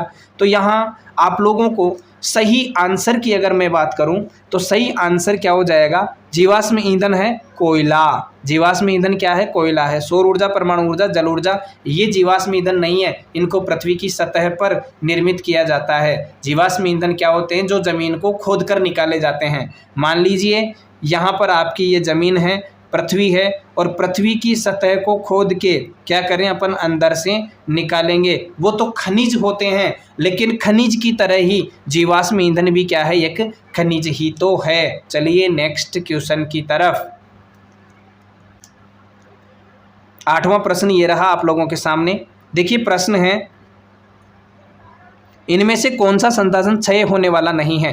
कौन सा संसाधन है जो क्षय होने वाला नहीं है, मतलब इसका क्षय नहीं होगा, ये समाप्त नहीं होगा? ऑप्शन खनिज, कोयला, पेट्रोलियम और वायु। तो ध्यान दीजिए, खनिज है खोदते जाओ खत्म हो जाएगा, कोयला है आप काम में लेते जाओ खत्म हो जाएगा, और पेट्रोलियम तो खत्म होने वाला है ही, इसके बारे में तो आपको जानकारी है। तो बचा क्या है? वायु बचा है। तो वायु क्या है? कभी खत्म होने वाला संसाधन नहीं है, इसका क्षय नहीं होगा, मतलब ये खत्म नहीं होगा। सही ऑप्शन हो जाएगा आपका क्या? वायु सही ऑप्शन हो जाएगा। चलिए नेक्स्ट क्वेश्चन की तरफ चलते हैं। प्रश्न देखिए, प्रश्न लिखा हुआ है प्राकृतिक गैस में मुख्यतः गैस होती है। मतलब प्राकृतिक गैसें जो होती है ना, इनमें मुख्यतः गैस कौन सी होती है वो आपको देखनी है। ऑप्शन देखो, पहला मीथेन, इथेन, कार्बन डाइऑक्साइड और ऑक्सीजन। तो ध्यान दीजिए, यहाँ आपका सही ऑप्शन जो है वो हो जाएगा कौन सा? सही ऑप्शन होगा आपका मीथेन। सही आंसर क्या हो जाएगा यहाँ? मीथेन। मैं आपको मीथेन का फॉर्मूला भी बता देता हूँ। CH4 होता है, कार्बन डाइऑक्साइड का आप CO2 जानते ही होंगे, ऑक्सीजन को O2 बोलते हैं। ठीक है, तो यहाँ पर सही आंसर आपका हो जाएगा मीथेन। ठीक है ना? प्रश्न को फिर से देख लीजिएगा। प्राकृतिक गैस में मुख्यतः गैस होती है कौन सी? तो वो आ गया आपके पास में मीथेन गैस। सही आंसर क्या हो गया? Methane gas. चलिए 10वें प्रश्न की तरफ चलते हैं। आपके 5वें चैप्टर का अंतिम प्रश्न है। प्रश्न देखिए, पेट्रोलियम का कौन सा उत्पाद सड़क निर्माण हेतु उपयोग किया जाता है? पेट्रोलियम का कौन सा उत्पाद है जिसका उपयोग हम क्या करते हैं? सड़क के निर्माण में करते हैं। तो ऑप्शन देखिए, पहला कोक, दूसरा कोल गैस, तीसरा बिटुमेन और चौथा पेट्रोल। यहाँ पर सही आंसर जो है आपका क्या होने वाला है? बिटुमेन होने वाला है, क्योंकि बिटुमेन जो होता है इसी का उपयोग क्या करते हैं? सड़क निर्माण के लिए करते हैं। कैसा उत्पाद है भाई? ये पेट्रोलियम उत्पाद है। तो आप लोगों के 5वां जो चैप्टर है, 5th चैप्टर के भी 10 क्वेश्चन आपके कंप्लीट हो गए। वीडियो के साथ अंत तक बने रहिएगा, नहीं तो आपको इस वीडियो का फ़ायदा नहीं मिलेगा, क्योंकि वीडियो को कंप्लीट देखोगे तभी तो पता चलेगा कि वीडियो में आने वाले कितने क्वेश्चन हैं जो आपको परीक्षा में मिलने वाले हैं। ठीक है, अगला प्रश्न देखिए, आपका चैप्टर जो 6 है ना वो आपके सिलेबस से हटा दिया गया है, तो इसके क्वेश्चन मैं यहाँ नहीं ले रहा हूँ। अगला जो चैप्टर आता है अपना 7वां चैप्टर आता है। चैप्टर का नाम है पौधे एवं जंतुओं का संरक्षण। इस चैप्टर के व्यास प्रश्नों के बारे में बात हम करने वाले हैं। चलिए अध्याय जो 7 है इसके प्रश्नों को हम देखते हैं।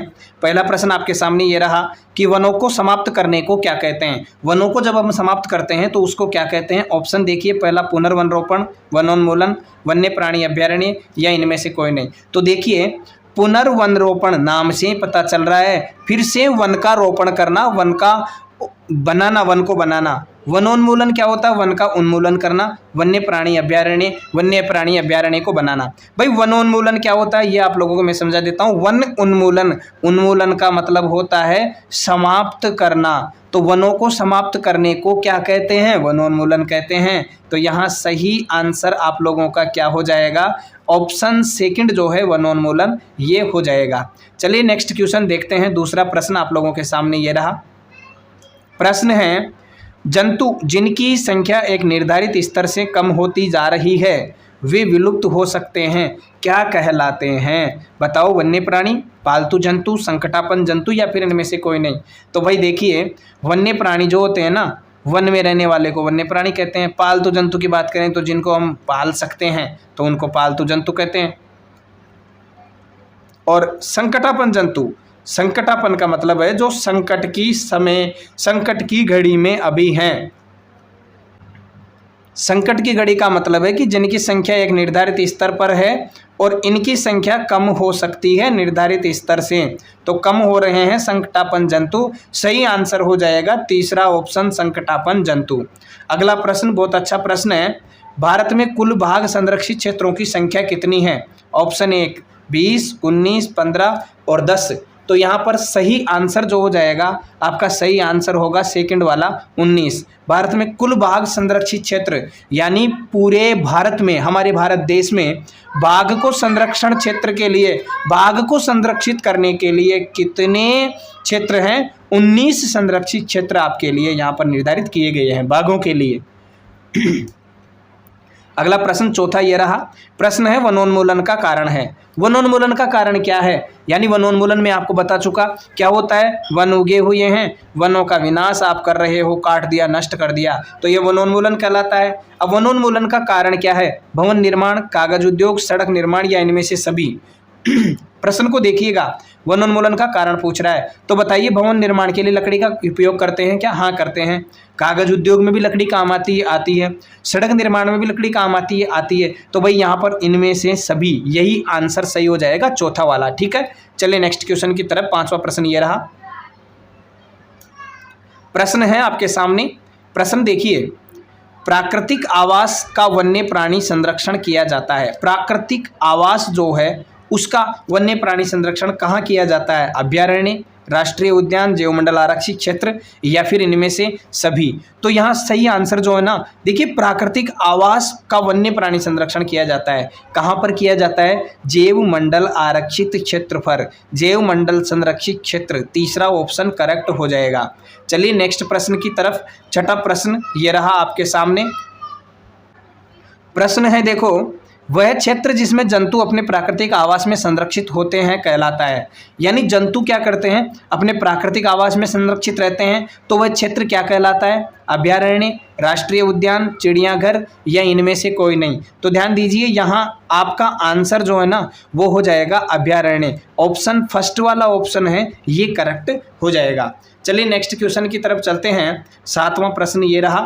प्रश्न बहुत अच्छा है, बन सकता है, संभावना है। भारत में कुल अभ्यारण्यों की संख्या है, मतलब भारत में जो अभ्यारण्य है ना वो कितने हैं ये बताना है आपको। ऑप्शन 420, 421, 425 और 426। तो यहाँ पर ध्यान दीजिए 421 वाला ऑप्शन है ये बिल्कुल करेक्ट होने वाला है। चलिए नेक्स्ट क्वेश्चन की तरफ। अगला प्रश्न, आठवां प्रश्न ये रहा। देखिए प्रश्न को, वनोन्मूलन का स्थायी हल क्या है। मतलब वनोन्मूलन हो रहा है, आपको मैं बता चुका वनोन्मूलन क्या है, वनोन्मूलन के कारण भी आपको बता चुका, लेकिन अब इसका हल कैसे निकालें अपन, वनोन्मूलन को रोके कैसे। तो इसका स्थायी हल क्या है। ऑप्शन देखिए, पुनःचक्रण, मरुस्थलीकरण, जंतु संरक्षण या पुनर्वनरोपण। तो ध्यान दीजिए, पुनःचक्रण का मतलब तो क्या होता है, बार बार उपयोग में लेना। तो भाई बार बार उपयोग में लेंगे तो वनोन्मूलन ज़्यादा होगा, कटाई ज़्यादा होगी। मरुस्थलीकरण कोई कारण होता है क्या? मरुस्थलीकरण का तो मतलब है कि जो भी जमीन है उसको मरुस्थल में बदलना मरुस्थलीकरण कहलाता है। तो ये भी नहीं होगा।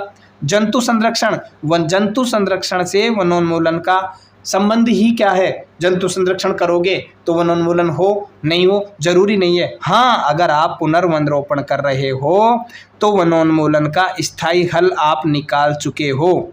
अगर पुनर्वनरोपण कर रहे हो तो आप वनोन्मूलन का स्थायी हल निकाल चुके हो और स्थायी हल यही होगा पुनर्वनरोपण। चौथा ऑप्शन करेक्ट हो जाएगा। चलिए नेक्स्ट प्रश्न है आपका नवा प्रश्न है, भारत में राष्ट्रीय उद्यान की कुल संख्या। राष्ट्रीय उद्यान कितने हैं, इनकी संख्या आपको बतानी है। पहला ऑप्शन है 10, बाकी के 3 ऑप्शन नीचे वाले पेज में हैं। 10 के बाद में 55, 77 और 12। तो यहाँ पर सही आंसर जो है ना, सही आंसर क्या हो जाएगा आपका? सही आंसर यही हो जाएगा 77 वाला। तीसरा ऑप्शन है 77, ये करेक्ट हो जाएगा। भारत में अगर हम बात करें राष्ट्रीय उद्यान की तो राष्ट्रीय उद्यान कितने हैं भाई?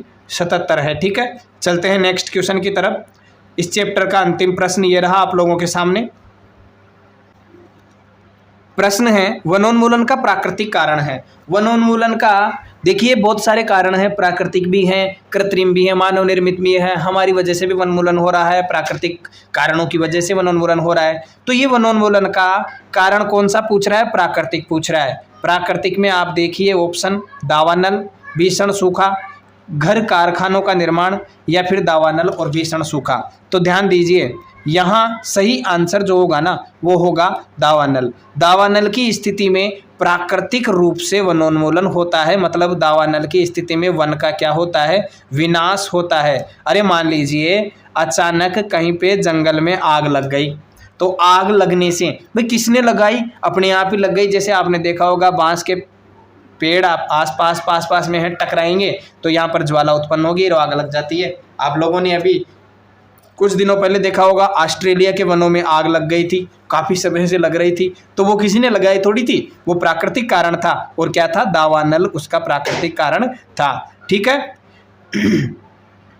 तो इस प्रकार यहाँ पर सही आंसर जो है आपका क्या हो जाएगा? दावानल हो जाएगा। इस चैप्टर के 10 प्रश्न कंप्लीट हो चुके हैं। चलते हैं आगे।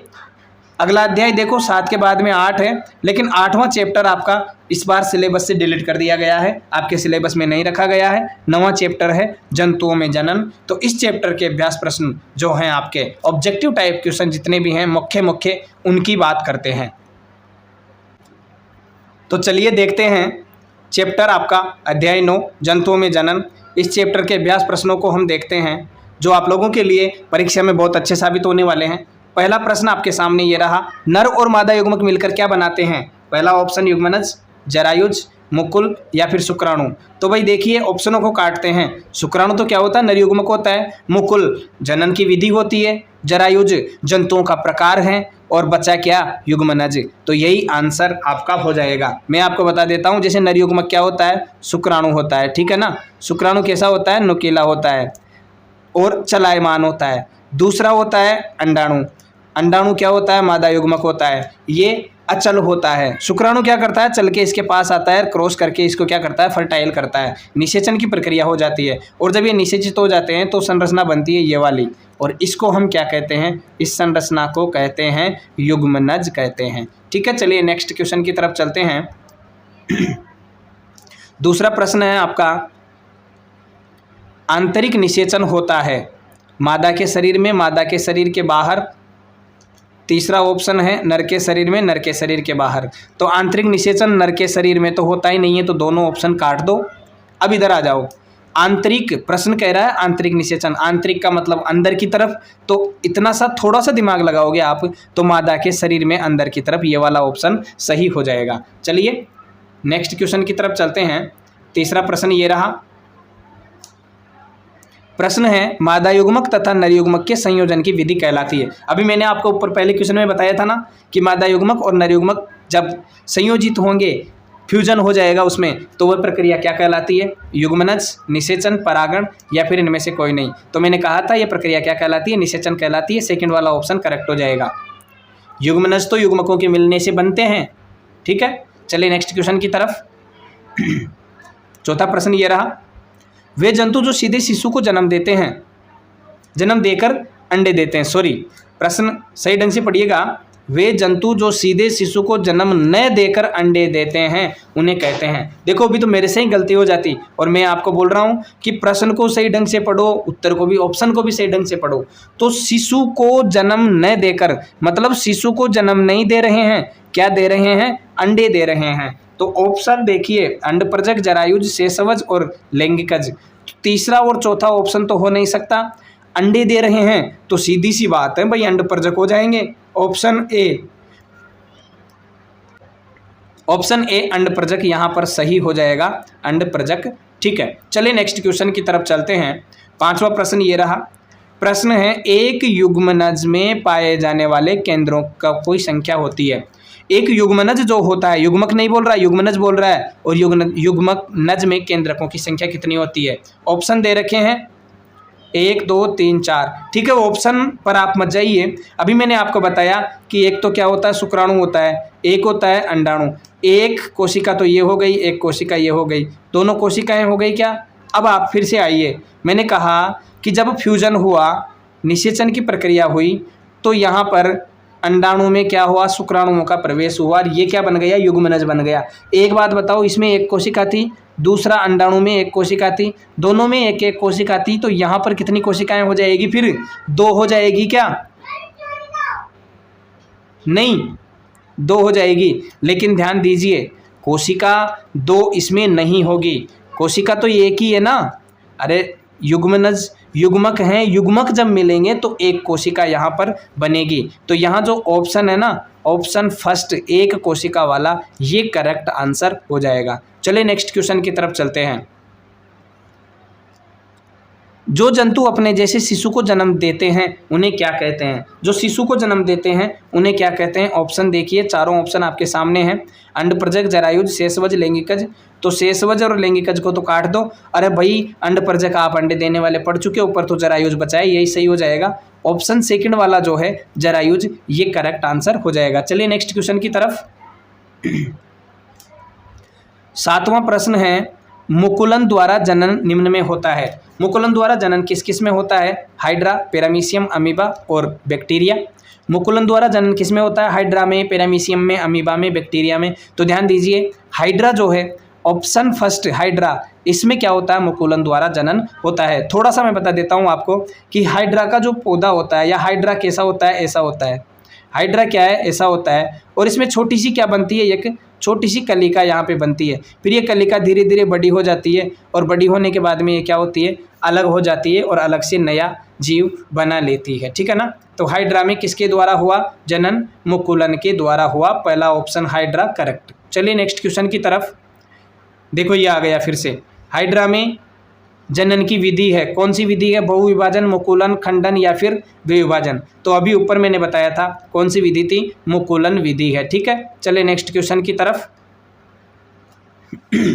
अलैंगिक जनन की विधि है। देखिए प्रश्न है अलैंगिक जनन की विधि है, मतलब इन चारों में से अलैंगिक जनन की विधि कौन सी है वो आपको देखनी है। बीजाणु द्वारा, मुकुलन द्वारा, द्विखंडन द्वारा, उपयुक्त सभी।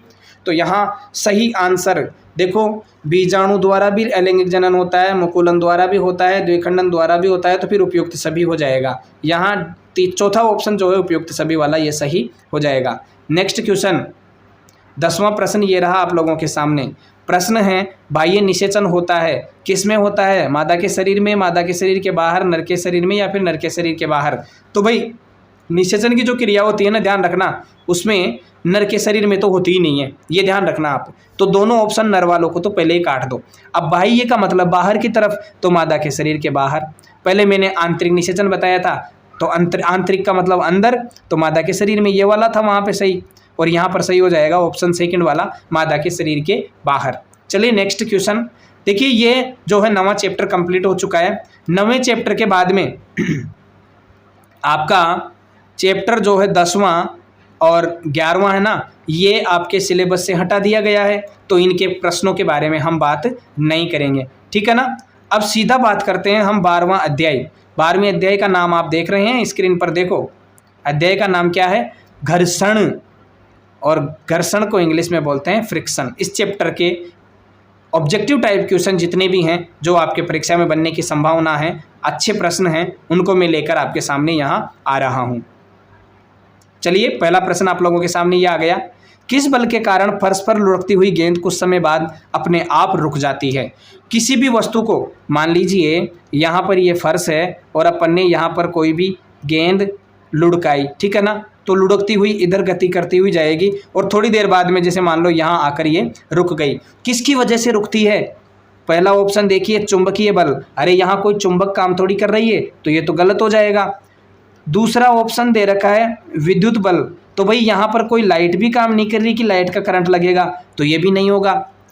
तीसरा देखिए, चौथा ऑप्शन देखिए आप, चुंबकीय बल और विद्युत बल दोनों ऑप्शन में दे रखे हैं, तो भाई जैसे चुंबकीय बल नहीं है, विद्युत बल नहीं है, तो फिर ये भी नहीं होगा। अरे बचा कौन सा? यही तो बचा है और यही उत्तर हो जाएगा, घर्षण बल। घर्षण की वजह से ही ये रुकती है, ध्यान रखना। कौन सा ऑप्शन हो गया? थर्ड ऑप्शन, घर्षण बल सही हो जाएगा। अगला प्रश्न देखिए, दूसरा प्रश्न ये रहा आप लोगों के सामने। प्रश्न है, घर्षण के कारण कौन सी वस्तुएं घिस जाती है। जब घर्षण बल लगता है तो कौन कौन सी वस्तुएं हैं जो घिस जाती है, ये आपको देखना है। ऑप्शन देखो, पेंच का फ्यूज, बॉल, जूतों के सोल और उपरोक्त सभी। तो ध्यान दीजिए, यहाँ सही आंसर, मान लो कोई पेंच है, पेंच में जैसे ये चूड़ियाँ रहती है, पेंच में स्क्रू में जो होती है चूड़ियाँ, जैसे ये स्क्रू है तो यहाँ पर ये चूड़ियाँ होती है, अपन कसते रहते हैं, बार बार में घर्षण लगता है, खोलते हैं, कसते हैं, फिर खोलते हैं, फिर कसते हैं, तो यहाँ पर क्या होता है, ये चूड़ियाँ खराब हो जाती है। तो भाई ये सही है। बॉल की बात करें तो बॉल भी घिसती है, जूतों के सोल भी घिसते हैं, तो उपरोक्त सभी यहाँ पर करेक्ट आंसर हो जाएगा। चौथा ऑप्शन करेक्ट। चलिए नेक्स्ट क्वेश्चन की तरफ। तीसरा प्रश्न देखो छोटा सा है लेकिन बहुत अच्छा प्रश्न है, बनने की संभावना आपके काफ़ी चांसेज इसके हैं, अच्छा प्रश्न है। प्रश्न देखिए, घर्षण हमेशा। अब घर्षण क्या है हमेशा? ऑप्शन देखिए, हानिकारक है क्या? नहीं भाई, हानिकारक तो नहीं है। घर्षण हमेशा हानिकारक नहीं है। तो क्या फिर हमेशा लाभदायक होता है? तो ये भी नहीं है, हमेशा लाभदायक भी नहीं है। अगला ऑप्शन देखो बहुत ही अच्छा है, ना तो हानिकारक ना ही लाभदायक। भाई हानिकारक भी नहीं है, लाभदायक भी नहीं है, लेकिन हमेशा यहाँ लिखा हुआ है प्रश्न में, ध्यान दो, तो ये भी नहीं होगा फिर तो। अब देखिए अगला प्रश्न है, ऑप्शन है कुछ मामलों में हानिकारक और कुछ मामलों में लाभदायक। यही बिल्कुल सही होगा, कभी हमारे लिए अच्छा होता है और कभी हमारे लिए खराब होता है। जैसे आप लोगों को मैं बता दूं कि अभी ऊपर वाले क्वेश्चन में आया था, चप्पल है, अपनी चप्पल घिस जाती है, किसके कारण? घर्षण के कारण। फिर अपन को नई चप्पल लानी पड़ती है, फिर टूट जाती है, फिर लाते हैं तो अपना बार बार नुकसान होता है। तो इस मामले में हानिकारक हो गया ना घर्षण। लाभदायक कैसे हैं? अगर मान लो जैसे अपना पंखा नहीं चल रहा तो हम उसमें बॉल बियरिंग लगाएंगे, और बॉल बियरिंग लगा के उसमें क्या करते हैं अपन, ग्रीस लगा देते हैं। ये बॉल बियरिंग में ये लगा के, ये बॉल लगी रहती है चारों तरफ, और यहाँ पर अपन क्या करते हैं, ग्रीस लगा देते हैं। तो उससे क्या होता है, चलने में इसको आसानी होती है। अब मान लो बॉल बियरिंग नहीं होता तो पंखा चलता नहीं। तो देखिए लाभदायक और हानिकारक दोनों हैं, चौथा ऑप्शन यहाँ पर सही हो जाएगा, ठीक है ना। तो चौथा ऑप्शन यहाँ करेक्ट कर दीजिएगा, ये वाला ऑप्शन करेक्ट हो जाएगा। कभी लाभदायक और कभी हानिकारक होता है। बहुत अच्छा प्रश्न है, थोड़ा सा घुमाने वाला प्रश्न है, आपके गलत होने के चांसेस ज़्यादा बनते हैं, तो इसको सही ढंग से देखिएगा। अगला प्रश्न है, घर्षण को कम करने वाले पदार्थ को कहते हैं। घर्षण को कम करने वाला पदार्थ क्या होता है? ऑप्शन देखिए, बल नहीं होता है भाई, बल कम थोड़ी करता है घर्षण को घर्षण ही थोड़ी कम करेगा। हाँ, स्नेहक जो है ये आपका सही आंसर हो जाएगा। स्नेहक जो है, स्नेहक क्या है, सही आंसर हो जाएगा। स्नेहक बोलते हैं लुब्रिकेंट को, और ये क्या करते हैं, घर्षण कम करते हैं। अभी मैंने आप लोगों को ऊपर बताया था कि जैसे ये बॉल बियरिंग है, इसमें यहाँ बॉल लगी रहती है जगह जगह, और बॉल के पास में अपन क्या करते हैं, ग्रीस लगा देते हैं, जिससे क्या होता है, ये आसानी से घूमता रहता है। तो यहाँ ग्रीस क्या करता है, स्नेहक का काम करता है। एक और उदाहरण बताता हूँ आपको कि जैसे हमारे घर में क्या होते हैं, ये गेट होते हैं, ठीक है ना, गेट। अब गेट के आप लोगों ने देखा होगा कि दीवार जो होती है, दीवार के पास में ये जहाँ से जुड़ा रहता है, मतलब उसको हम क्या कहते हैं, कब्जा कहते हैं।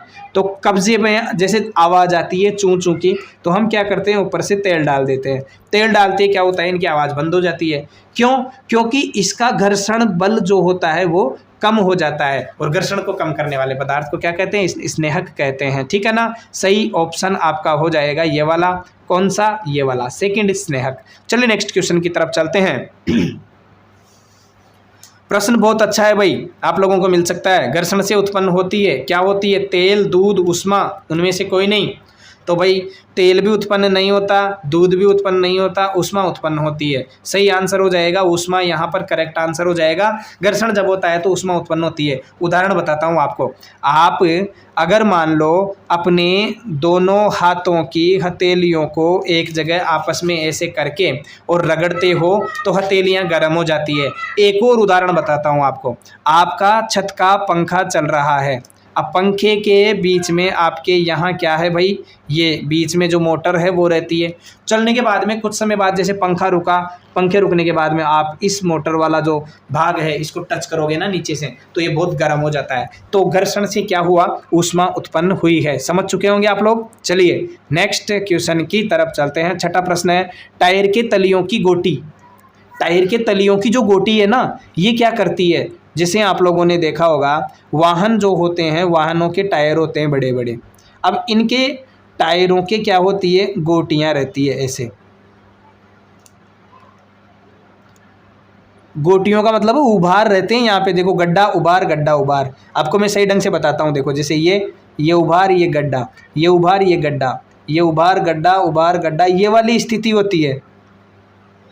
तो ये जो गड्ढे और उभार है ना, इन गोटियों से क्या होता है? घर्षण बढ़ता है, घर्षण घटता है, कोई प्रभाव नहीं, और इनमें से भी कोई नहीं। तो ध्यान दीजिए, ये जो गोटियां होती है ना, घर्षण को क्या करती है? बढ़ाती है। घर्षण बढ़ता है, ऑप्शन ए यहाँ करेक्ट हो जाएगा। और इसी वजह से तो साधन वाहन जो होते हैं आसानी से चलते हैं। जब घर्षण बढ़ेगा तो आसानी से चलेंगे। फर्स्ट वाला ऑप्शन है ये करेक्ट हो जाता है। नेक्स्ट क्वेश्चन की तरफ चलते हैं। सातवां प्रश्न ये रहा। प्रश्न है तेलीय सतह से। मान लीजिए कोई भी सतह है, उस पर आपने क्या कर दिया? यहाँ तेल का लेप कर दिया। तो तेलीय सतह जो है, इससे घर्षण पर क्या प्रभाव पड़ेगा? घर्षण अधिक होगा, कम होगा, बिल्कुल नहीं होगा, या फिर घर्षण का प्रभाव नहीं पड़ता है? कोई सा भी प्रभाव नहीं पड़ता है, ये आपको बताना है। तो देखिए तेलीय सतह जो होती है ना, सतह पर अपन तेल लगाते हैं, तो तेल लगाने पर क्या होता है? घर्षण कम होता है। अभी मैंने आपको गेट और कब्जे के बीच में जो चूं चूं की आवाज़ आती है, यहाँ पर तेल लगाने से चूं चूं की आवाज़ कम हो जाती है। तो घर्षण क्या होता है? कम होता है। ऑप्शन सेकंड घर्षण कम होगा, ये वाला आंसर सही हो जाएगा। चलिए नेक्स्ट क्वेश्चन की तरफ चलते हैं। आठवां प्रश्न है, अच्छा प्रश्न है। बर्फ पर चलने पर आप फिसल जाएंगे, क्यों? क्यों फिसलते हो? क्या वहाँ पर घर्षण कम अधिक होता है? कुछ ना कुछ तो होता है। तो देखिए भाई, हमको चलने के लिए अधिक घर्षण की आवश्यकता होती है, तब हम आसानी से चल पाते हैं। उदाहरण बताऊंगा अभी आपको मैं। ऑप्शन देखिए पहले, घर्षण अधिक होगा, कम होगा, सावधानी पूर्वक नहीं चलने से, या इनमें से कोई नहीं।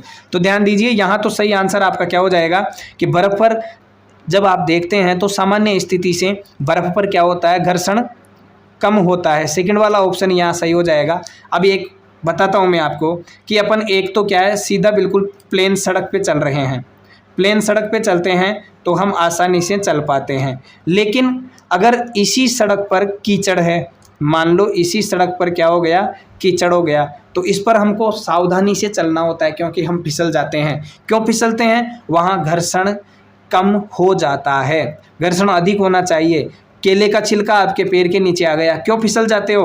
अरे केले का छिलका क्या करता है? घर्षण को कम करता है, इस वजह से हम फिसल जाते हैं। सही आंसर हो गया यहाँ पर सेकंड वाला। चलिए नेक्स्ट क्वेश्चन। बार बार पूछा जाने वाला प्रश्न है, कैरम बोर्ड पर पाउडर छिड़कने से घर्षण हो जाता है। कैरम बोर्ड आपका होता है, आपने देखा होगा, यहाँ पर 4 खाने होते हैं, छेद होते हैं, और बीच में गोटियों को रख के अपन खेलते हैं।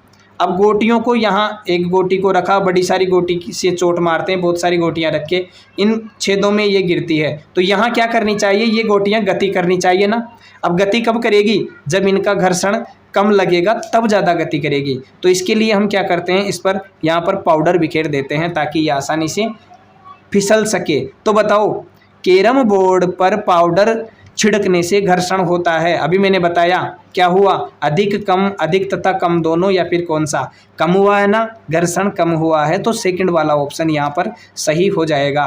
कौन सा ऑप्शन, घर्षण कम हो जाता है। चलो नेक्स्ट क्वेश्चन,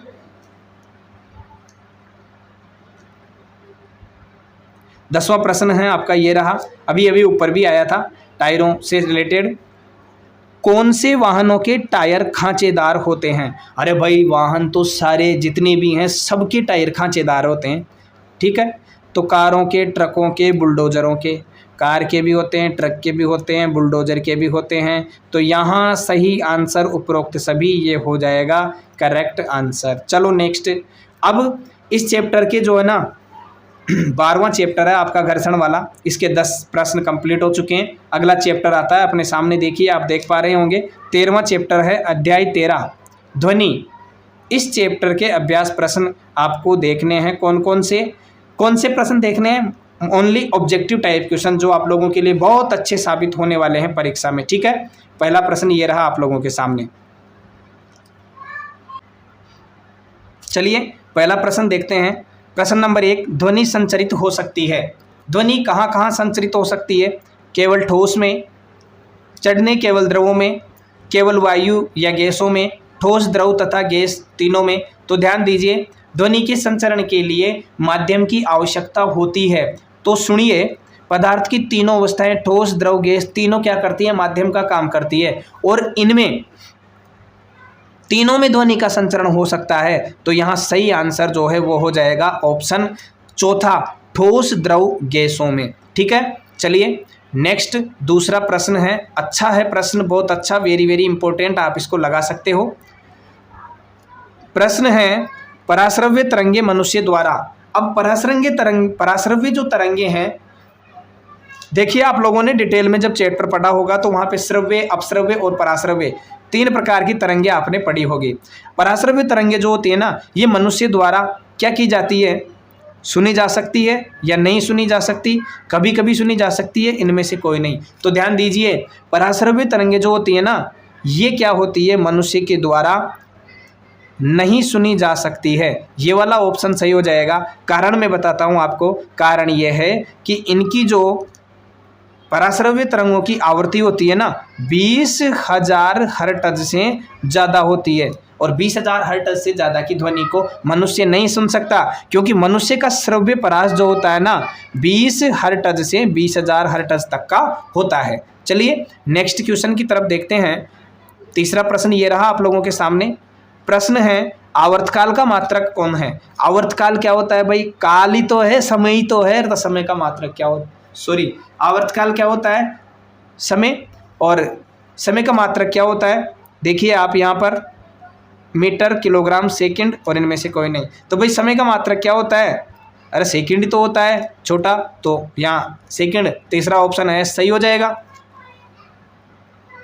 अब देखिए चौथा प्रश्न है, अच्छा प्रश्न है और थोड़ा सा घुमा हुआ प्रश्न है।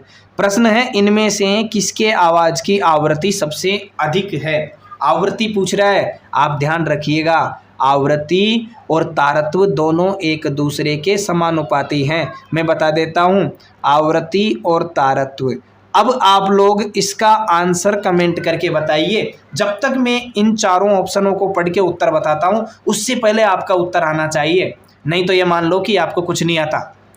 ऑप्शन देखिए, छोटी बच्ची की, किसकी आवाज़ की आवृत्ति सबसे अधिक है? छोटी बच्ची की, छोटे बालक की, महिला की या पुरुष की? अब इस आवृत्ति को आप किससे जोड़ो? आवृत्ति को जोड़ो आप तारत्व से। बताओ भाई, तारत्व सबसे अधिक पूछ रहा है ना, आवृत्ति सबसे अधिक किसकी है? तारत्व सबसे अधिक किसका है ये पूछ रहा है। तो तारत्व, आप लोग तारत्व तो जानते ही हो, अच्छी तरह समझाया है मैंने कि आवाज़ जितनी बारीक होगी ना, जितनी बारीक होगी तारत्व उतना ही अधिक होगा। अब आप देखिए, पुरुष की आवाज़ तो सबसे भारी होगी, छोटे बालक की भी भारी होगी, महिला की भी थोड़ी भारी होगी, किसकी अपेक्षा? छोटी बच्ची की अपेक्षा। मतलब यहाँ छोटी बच्ची जो है ना, इसकी आवाज़ का तारत्व क्या होगा? सबसे अधिक होगा। तो भाई आवृत्ति भी सबसे अधिक इसी की होगी ना। तो सही आंसर आपका कौन सा हो जाएगा? ऑप्शन फर्स्ट वाला, छोटी बच्ची वाला। चलिए नेक्स्ट क्वेश्चन की तरफ। अच्छा प्रश्न है, अभी मैंने ऊपर बता भी दिया था, मैं इसका आंसर नहीं बताऊंगा भाई। पराश्रव्य ध्वनि की आवृत्ति कितनी होती है? पहला 20,000 हर्ट्ज से अधिक, 20,000 हर्ट्ज से कम, 20 हर्ट्ज या फिर 2,000 हर्ट्ज। इस प्रश्न का उत्तर मैं आप लोगों को अभी ऊपर वाले क्वेश्चन में बता चुका हूं, आपको कमेंट करके इसका आंसर बताना है। वैसे मैं हिंट आप लोगों को दे चुका हूं ऊपर, हिंट क्या पूरा आंसर ही बता दिया, अब भी आपको हिंट मिल चुका है आंसर में यहाँ स्क्रीन पर। चलिए आगे चलते हैं। हमें कोई ध्वनि सुनाई देती है, इसका कारण है। अगर हमको कोई ध्वनि सुनाई देती है तो इसका कारण क्या है? ऑप्शन देखिए, परावर्तन, घर्षण, कंपन या फिर प्रकाश। अरे आप लोग ये बताओ कि हमको कोई भी ध्वनि सुनाई देती है तो उसका कारण क्या है? कहाँ से आई, वो कैसे उत्पन्न हुई? और आपको पता है कहाँ से उत्पन्न होती है ध्वनि? कंपन से उत्पन्न होती है। करेक्ट आंसर हो जाएगा तीसरा। चलिए नेक्स्ट क्वेश्चन की तरफ। 7वां प्रश्न ये रहा आपका। प्रश्न देखिए, मानव के कानों के लिए श्रव्यता परास। बता चुका मैं आपको, इसका भी आंसर बताइए कमेंट करके जब तक मैं ऑप्शन पढ़ता हूँ। पहला ऑप्शन 20 से 20,000 हर्ट्ज, 2,000 हर्ट्ज, 20 हर्ट्ज, और चौथा ऑप्शन आपका दे रखा है इनमें कोई नहीं, तो ये तो हो नहीं सकता। मानव के कानों के लिए श्रव्यता परास जो होता है ना, वो आपका ये होता है 20 हर्ट्ज से 20,000 हर्ट्ज तक का। फर्स्ट ऑप्शन सही हो जाएगा। नेक्स्ट 8वां प्रश्न ये रहा आपके सामने। अवश्रव्य ध्वनि की आवृत्ति कितनी है? अवश्रव्य, मैंने जब आपके प्रश्न आया था तब कहा था ध्वनि जो होती है 3 प्रकार की होती है, श्रव्य, अवश्रव्य और पराश्रव्य, आवृत्ति के आधार पर। और वहाँ पर मैंने बताया था, पराश्रव्य का बता दिया था, मनुष्य की ध्वनि परास जो होती है वो भी मैंने आपको बता दी थी। तो अब आपको बताना है कि अवश्रव्य जो है ना, अवश्रव्य को अपश्रव्य भी बोल देते हैं, ठीक है ना, तो इसका परास कितना होता है ये देखना है। 20 हर्ट्ज से कम, 20 हर्ट्ज से अधिक, 2,000 हर्ट्ज या इनमें से कोई नहीं। अवश्रव्य मतलब देखिए 20 हर्ट्ज से कम वाली को अवश्रव्य कहते हैं। पहला ऑप्शन सही हो जाएगा। 9वां प्रश्न ये रहा। प्रश्न है आवृत्ति का मात्रक है। आवृत्ति का मात्रक क्या होता है? Metre M, metre second, metre प्रति सेकंड, हर्ट्ज एच जेड या फिर सेकंड। तो ध्यान दीजिए, आवृत्ति का मात्रक आपने पढ़ा होगा डिटेल में जब पढ़े थे, तो यहाँ हर्ट्ज एच जेड आवृत्ति का मात्रक होता है। थर्ड ऑप्शन करेक्ट हो जाएगा। मीटर तो क्या होता है? लंबाई का मात्रक होता है। मीटर प्रति सेकंड वेग का होता है। सेकंड समय का होता है। चलिए नेक्स्ट क्वेश्चन की तरफ चलते हैं। 10वां प्रश्न, ध्वनि की प्रबलता किस कारक पर निर्भर करती है? ध्वनि की प्रबलता जो होती है, प्रबलता किस कारक पर निर्भर करती है? आयाम, तारत्व, शोर या इनमें से कोई नहीं। तो सही आंसर यहाँ पर हो जाएगा कि ध्वनि की जो प्रबलता है ना, आयाम पर निर्भर करती है। अब मैं आप लोगों को दोनों ही बता देता हूँ, प्रबलता तो क्या होती है और आयाम क्या होती है। प्रबलता होती है, देखो मैंने जैसे आप लोगों को मैं बोल रहा हूँ तो धीरे बोलूँगा तो आप धीरे सुनेंगे, मैं बहुत तेज चिल्ला के बोलूँगा तो आप बहुत तेज सुनोगे। तो इसकी प्रबलता तो क्या हो गई भाई, इसकी प्रबलता क्या हो गई? कम, और इसकी प्रबलता हो गई ज़्यादा। चिल्ला के बोल रहे हैं, लाउड स्पीकर में बोल रहे हैं, तो इसकी प्रबलता ज़्यादा, इसकी प्रबलता कम। अब आयाम क्या है ये भी आप लोगों को बता देता हूँ, इनको हटाना पड़ेगा। आयाम आप लोगों ने कक्षा 7 में सरल लोलक देखा होगा, दोलन गति देखी होगी, जिसे ये सरल लोलक बन गया। अब यहाँ से जब इसको अपन इधर लाते हैं, लोलक को यहाँ से इधर लाके छोड़ दिया, तो इधर छोड़ेंगे तो ये इधर भी इतनी दूर तक गति करेगा। तो माध्य स्थिति से जितनी दूरी ये है ना, ये दूरी इसका क्या हो जाती है? आयाम हो जाती है, जिसको हम ऐसे लिखते हैं। तो प्रबलता किस पर डिपेंड कर रही है भाई? आयाम पर ही डिपेंड कर रही है। चलिए नेक्स्ट क्वेश्चन की तरफ। हाँ, ये जो आपका 13वां चैप्टर है, इसके 10 प्रश्न कंप्लीट हो चुके हैं। अगला चैप्टर अपना आ जाता है 14वां। अध्याय 14 आ गया आपका। देखिए, विद्युत धारा के रासायनिक प्रभाव, ये आपका चैप्टर है और बहुत खतरनाक चैप्टर है, बहुत इजी चैप्टर है ये, अगर यूं कहें अपन तो। प्रश्न देखिए, पहला प्रश्न, जब चालक विलयन में विद्युत धारा प्रवाहित की जाती है तब विलयन के रंग में परिवर्तन होता है। यह संकेत करता है, किसकी ओर संकेत करता है? किसी चालक विलयन में विद्युत धारा प्रवाहित की जाती है तो विलयन के रंग में परिवर्तन होता है। कैसा प्रभाव है ये? विद्युत विद्युत धारा का कौन सा प्रभाव है, विद्युत के रासायनिक प्रभाव, विद्युत धारा के उसमें प्रभाव, विद्युत धारा के चुंबकीय प्रभाव या फिर तड़ित प्रभाव। तो ध्यान दीजिए, तड़ित प्रभाव नहीं होगा, चुंबक यहाँ काम नहीं कर रही है, ऊष्मा उत्पन्न नहीं हो रही है। अगर विलयन का रंग परिवर्तित हो रहा है तो ये रासायनिक प्रभाव होता है। ऑप्शन फर्स्ट यहाँ पर करेक्ट आंसर हो जाएगा। चलिए नेक्स्ट दूसरा प्रश्न ये रहा।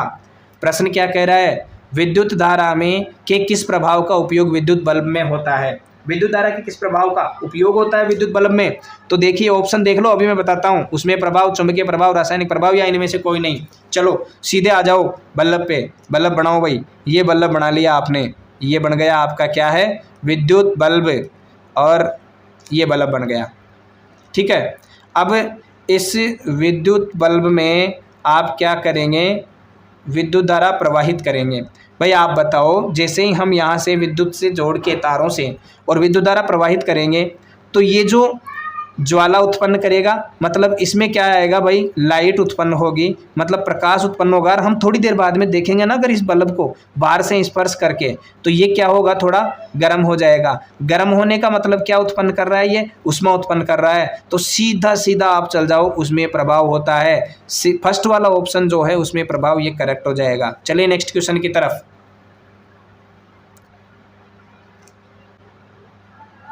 प्रश्न देखिए तीसरा प्रश्न है, निम्नांकित में कौन सी ऐसी धातु है जिससे विद्युत लेपन के द्वारा किसी वस्तु की चमक को बढ़ाया जा सकता है। कौन सी धातु है जिसका उपयोग करते हैं और दूसरी धातु की चमक को अपन बढ़ा देते हैं।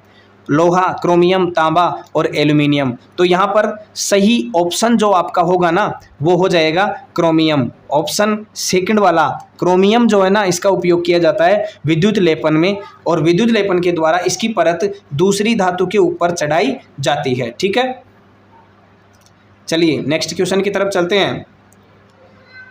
चौथा प्रश्न है आपका ये रहा। प्रश्न है, खाद्य पदार्थों को संरक्षित करने के लिए लोहे के डिब्बे पर किस धातु का विद्युत लेपन किया जाता है। खाद्य पदार्थ जो आते हैं, जैसे रसगुल्ला वगैरह आते हैं, तो इनमें खाद्य पदार्थों को संरक्षित करने के लिए डिब्बा तो किसका होता है भाई, डिब्बा तो लोहे का ही होता है, लेकिन उस पर किस धातु की परत चढ़ाई जाती है, ये आपको देखना है। ऑप्शन 4 ये रहे आपके सामने, टिन, जिंक, एल्यूमिनियम और लोहा। तो ध्यान दीजिए, यहाँ पर किसकी परत चढ़ाई जाती है, टिन की परत चढ़ाई जाती है। Sn प्रतीक क्या होता है इसका, Sn, टिन की परत चढ़ाई जाती है। आपने देखा होगा, जैसे रसगुल्ले को डिब्बे को आपने ओपन किया, ओपन करके खाने के बाद में जब आपने देखा होगा, हल्की पीली पीली यहाँ पर परत रहती है। कैसी परत रहती है, हल्की पीली पीली परत यहाँ पर अंदर की तरफ रहती है, जिससे वो खराब नहीं होते हैं। यहाँ सबके प्रतीक मैं बता देता हूँ। टिन का तो क्या हो गया, Sn हो गया, जिंक का हो गया Zn, एल्यूमिनियम का हो गया Al, और लोहा का आयरन Fe होता ही है। चलिए इसका आप स्क्रीनशॉट भी ले सकते हैं, बहुत अच्छा प्रश्न है ये। नेक्स्ट क्वेश्चन की तरफ चलिए। पांचवा प्रश्न, इनमें कौन विद्युत धारा का सुचालक है। विद्युत धारा का सुचालक क्या होता है यह भी बताऊंगा, पहले ऑप्शन बता दूं। लकड़ी, रबड़, कागज और पीतल। देखिए आप लोगों ने विद्युत धारा के सुचालक और कुचालक पढ़े होंगे। मान लीजिए ये कोई वस्तु है और यहाँ ये रखी हुई है, इसको मैं यहाँ रख देता हूँ। ठीक है, चलो इसको हटा देता हूँ। ये है कोई वस्तु है और मैंने क्या किया, एक परिपथ बनाया, ये बल्ब है और एक वायर मैंने यहाँ से यहाँ तक पहुँचाई और दूसरी वायर यहाँ से यहाँ तक पहुँचाई। ठीक है, दोनों वायर जा रही है। अब मैंने यहाँ से विद्युत धारा प्रवाहित हो रही है, ध्यान रखना। यहाँ से क्या करते हैं हम, इस वायर को यहाँ से यहाँ तक कट कर देते हैं। ठीक है, ये कट कर दिया। अब क्या किया जाए कि ये जो पदार्थ है ना, बीच में ये जो वस्तु रखी हुई है यहाँ पर, ये वाली, इसके एक सिरे को तो क्या करते हैं, तार के एक सिरे को यहाँ जोड़ दिया और दूसरे सिरे को यहाँ जोड़ दिया। अगर मान लो बल्ब जल जाता है तो ये विद्युत की क्या है, सुचालक है, और विद्युत नहीं जलता है तो ये क्या है, कुचालक है। ठीक है, अब इसको मैं सही ढंग से आपको समझ में ये आ गया होगा। अब आप बताइए, क्या लकड़ी में करंट आता है क्या, नहीं आता। रबड़ में नहीं आता, कागज में नहीं आता। 3 गलत हो गए, चौथा सही अपने आप ही हो जाएगा। पीतल जो है विद्युत का सुचालक होता है। चलिए नेक्स्ट क्वेश्चन की तरफ। छठा प्रश्न है, छपने वाला प्रश्न है। साइकिल के हैंडल तथा पहियों के रिम को चमकदार बनाने के लिए किस धातु का विद्युत लेपन किया जाता है। क्रोमियम, लोहा, एल्यूमिनियम या फिर टिन। अभी आप लोगों को मैंने बताया था ना। तो छठा प्रश्न जो है इसमें क्या आ जाएगा, सही आंसर होगा आपका क्रोमियम, ऑप्शन फर्स्ट। क्रोमियम की परत चढ़ाई जाती है साइकिल के हैंडल पर, पहिए के रिम पर, इनको चमकदार बनाए रखने के लिए। नेक्स्ट 7वां प्रश्न ये रहा। प्रश्न है विद्युत धारा उत्पन्न करता है केवल ऊष्मीय प्रभाव, केवल रासायनिक प्रभाव, केवल चुंबकीय प्रभाव, ऊष्मीय, चुंबकीय, रासायनिक प्रभाव। तो अभी आप लोगों को पहले दूसरे प्रश्न में सारे प्रभाव मिले थे और वहाँ सब वाला ऑप्शन सही था। तो ध्यान दीजिए, विद्युत धारा जो है ना ये भी करती है, ये भी करती है, सारे के सारे प्रभाव उत्पन्न करती है। तो चौथा ऑप्शन यहाँ पर सही हो जाएगा। ऊष्मीय प्रभाव भी करती है, चुंबकीय प्रभाव भी करती है और रासायनिक प्रभाव भी करती है। चलिए नेक्स्ट प्रश्न देखते हैं। 8वां प्रश्न ये रहा आप लोगों के सामने। प्रश्न है लोहे के पुलों को जंग से बचाने के लिए किस धातु का विद्युत लेपन किया जाता है। लोहे के जो पुल होते हैं उनको जंग से बचाने के लिए किस धातु का विद्युत लेपन करते हैं, तांबा, जिंक, एल्यूमिनियम या फिर टिन। तो ध्यान दीजिए, लोहे के जो पुल होते हैं उनको जंग से बचाने के लिए हम क्या करते हैं, जिंक का लेपन करते हैं, जिंक का विद्युत लेपन करते हैं। ध्यान दीजिएगा, आपको ध्यान रखना है। जैसे मान लो खाद्य सामग्री पैक वाला डिब्बा है, उसके अंदर लोहे के डिब्बे की परत चढ़ी है, तो वो तो किसकी थी, किसकी थी, वो तो टिन की थी। और लोहे के पुलों को अगर जंग से बचाना है तो वहाँ जिंक की करेंगे। आप ये ध्यान रखिएगा, भूलना नहीं है। सही ऑप्शन क्या हो जाएगा, सेकंड वाला ऑप्शन जिंक करेक्ट आंसर हो जाएगा। चलिए नेक्स्ट 9वां प्रश्न ये रहा। प्रश्न है निम्नांकित में कौन विद्युत का कुचालक है। कुचालक अभी मैंने बता दिया था दोनों, सुचालक में विद्युत धारा प्रवाहित होगी, कुचालक में विद्युत धारा प्रवाहित नहीं होगी। तो अपने आप पहचान लोगे। ऑप्शन देखिए, पहला तांबा, विद्युत धारा प्रवाहित होती है इसमें, तो ये तो सुचालक है। दूसरा ऑप्शन लोहा, हाँ इसमें विद्युत धारा प्रवाहित होती है। एल्यूमिनियम, इसमें विद्युत धारा प्रवाहित होती है। चौथा ऑप्शन बचा है आपके पास में रबड़, इसमें विद्युत धारा प्रवाहित नहीं होती है। तो चौथा ऑप्शन जो है रबड़ वाला, यही करेक्ट आंसर हो जाएगा। ठीक है, चलते हैं नेक्स्ट क्वेश्चन की तरफ। 10वां प्रश्न ये रहा। देखिए प्रश्न, वह पदार्थ अपने से होकर विद्युत धारा को प्रवाहित होने देते हैं, विद्युत के क्या कहलाते हैं। अरे अभी अभी मैंने बता दिया था कि ये से ये जोड़ा था, इधर से तार आए थे, इधर बल्ब था, कट लगा के इधर से जोड़ा इसको, तो बल्ब जलेगा तो सुचालक, नहीं जलेगा तो कुचालक। तो बताओ, पदार्थ जो अपने से होकर विद्युत धारा को प्रवाहित होने देते हैं कहलाते हैं विद्युत के कुचालक, सुचालक, द्रव के चालक, द्रव के कुचालक। तो भाई जरूरी थोड़ी है द्रव के ही हो, वो तो विद्युत के पूछ रहा है। तो विद्युत के कुचालक नहीं होगा, वो क्या होगा, विद्युत के सुचालक होगा। ऑप्शन सेकंड विद्युत के सुचालक, ये वाला ऑप्शन करेक्ट हो जाएगा। ठीक है ना, विद्युत के सुचालक। तो इस प्रकार ये 10 प्रश्न कंप्लीट होते हैं। कौन से चैप्टर के, 14वें चैप्टर के, जो विद्युत धारा के रासायनिक प्रभाव वाला, विद्युत धारा के प्रभाव वाला चैप्टर था।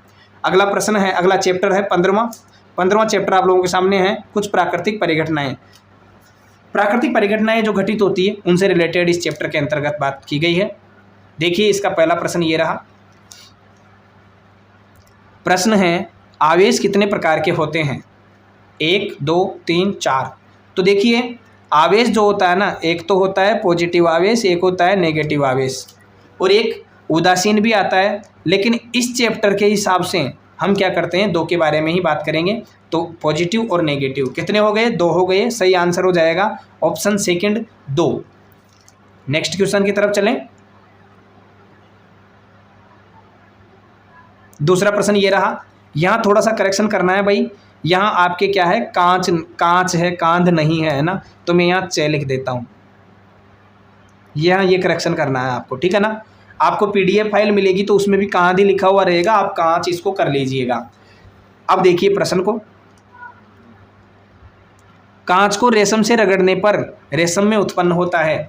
अब कांच की कोई छड़ लेके अपन कांच की छड़ को रेशम का कपड़ा लिया और उससे रगड़ रहे हैं, तो कौन सा आवेश यहाँ पर आएगा ये आपको बताना है। ठीक है, पहला आवेश, ऋणावेश, धनावेश या फिर इनमें से कोई नहीं।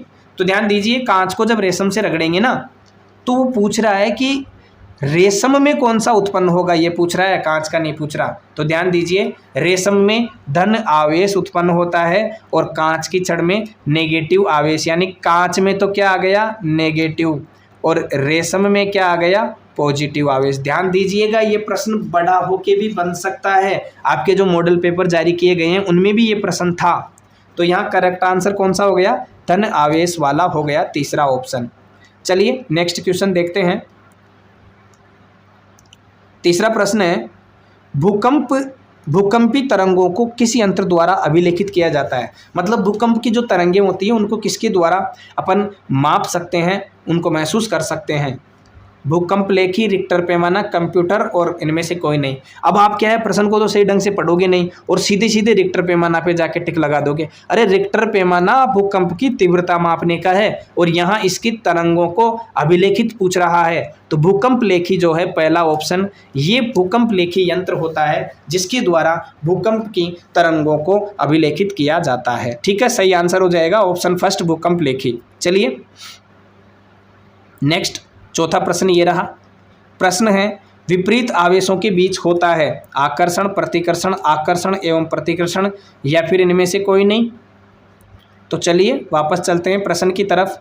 देखिए विपरीत आवेश जो होते हैं उनके बीच में होता क्या है। आप लोगों ने क्षण चुंबक के बारे में पढ़ा होगा कक्षा 6-7 में। मान लो ये एक क्षण चुंबक है, ये दूसरा क्षण चुंबक है। अब इनके दो सिरे होते हैं, एक तो होता है एस सिरा, एक होता है एन सिरा, दूसरा एस सिरा, दूसरा एन सिरा। अब मान लो जैसे ये इस स्थिति में रखे हुए हैं, तो इस स्थिति में तो क्या है, ये एस सिरा है, ये एन सिरा है, तो इन दोनों के बीच तो क्या होगा भाई, आकर्षण होगा। मतलब ये कैसे हैं, अलग अलग प्रकार के हैं। विपरीत आवेशों के बीच में क्या होता है, आकर्षण होता है। तो यहाँ सही आंसर चुंबक का देखा आपने, बिल्कुल चुंबक से जोड़ के आप इसको देख सकते हो। विपरीत आवेशों के बीच में क्या होता है, आकर्षण होता है। ऑप्शन फर्स्ट यहाँ करेक्ट आंसर हो जाएगा। तो करेक्ट आंसर हो गया यहाँ पे आकर्षण। चलिए नेक्स्ट क्वेश्चन की तरफ चलते हैं। अगला प्रश्न ये रहा। प्रश्न है, आकाशीय विद्युत विसर्जन को क्या कहा जाता है। आकाशीय विद्युत विसर्जन, बिजली जो होती है ना उसको क्या कहते हैं। आकाश में बरसात के समय जब बिजली गिरती है, आवेश, तड़ित, प्रतिकर्षण और भूकंप। तो भाई भूकंप नहीं कहते, प्रतिकर्षण नहीं कहते, आवेश नहीं कहते, तड़ित कहते हैं। सेकंड वाला ऑप्शन जो है तड़ित वाला, ये यहाँ पर सही हो जाएगा। चलिए नेक्स्ट क्वेश्चन की तरफ चलते हैं। छठा प्रश्न ये रहा। प्रश्न है, तड़ित यानी बिजली गिरना से सुरक्षा के लिए क्या करना चाहिए। मान लो तड़ित है, कहीं बिजली गिर जाती है, तो हम सुरक्षित रहने के लिए क्या कर सकते हैं। ऊंचे वृक्ष के नीचे शरण लेना, जमीन पर लेट जाना, ट्रैक्टर के पास छिपना या खुली जगह में घुटनों के बल सिमट कर सिर को हाथों के बीच में रखकर और बैठ जाना।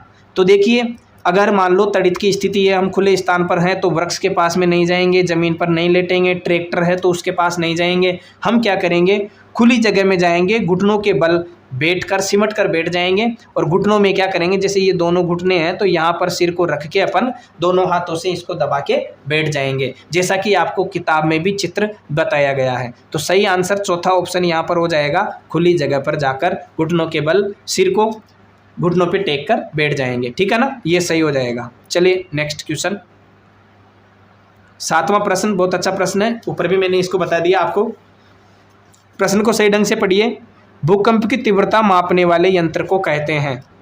रिक्टर पैमाना, कमानीदार तुला, साधारण तुला, इनमें से कोई नहीं। अरे भूकंप में कोई वजन थोड़ी है जो तुला का यूज करोगे, तो दोनों तुला तो कैंसिल हो चुकी है ना। अब इनमें से कोई नहीं तो कब होगा, जब रिक्टर पैमाना भी नहीं होगा। और आपको पता है रिक्टर पैमाने से भूकंप की तीव्रता मापते हैं, अभी ऊपर वाले क्वेश्चन में मैंने बताया है।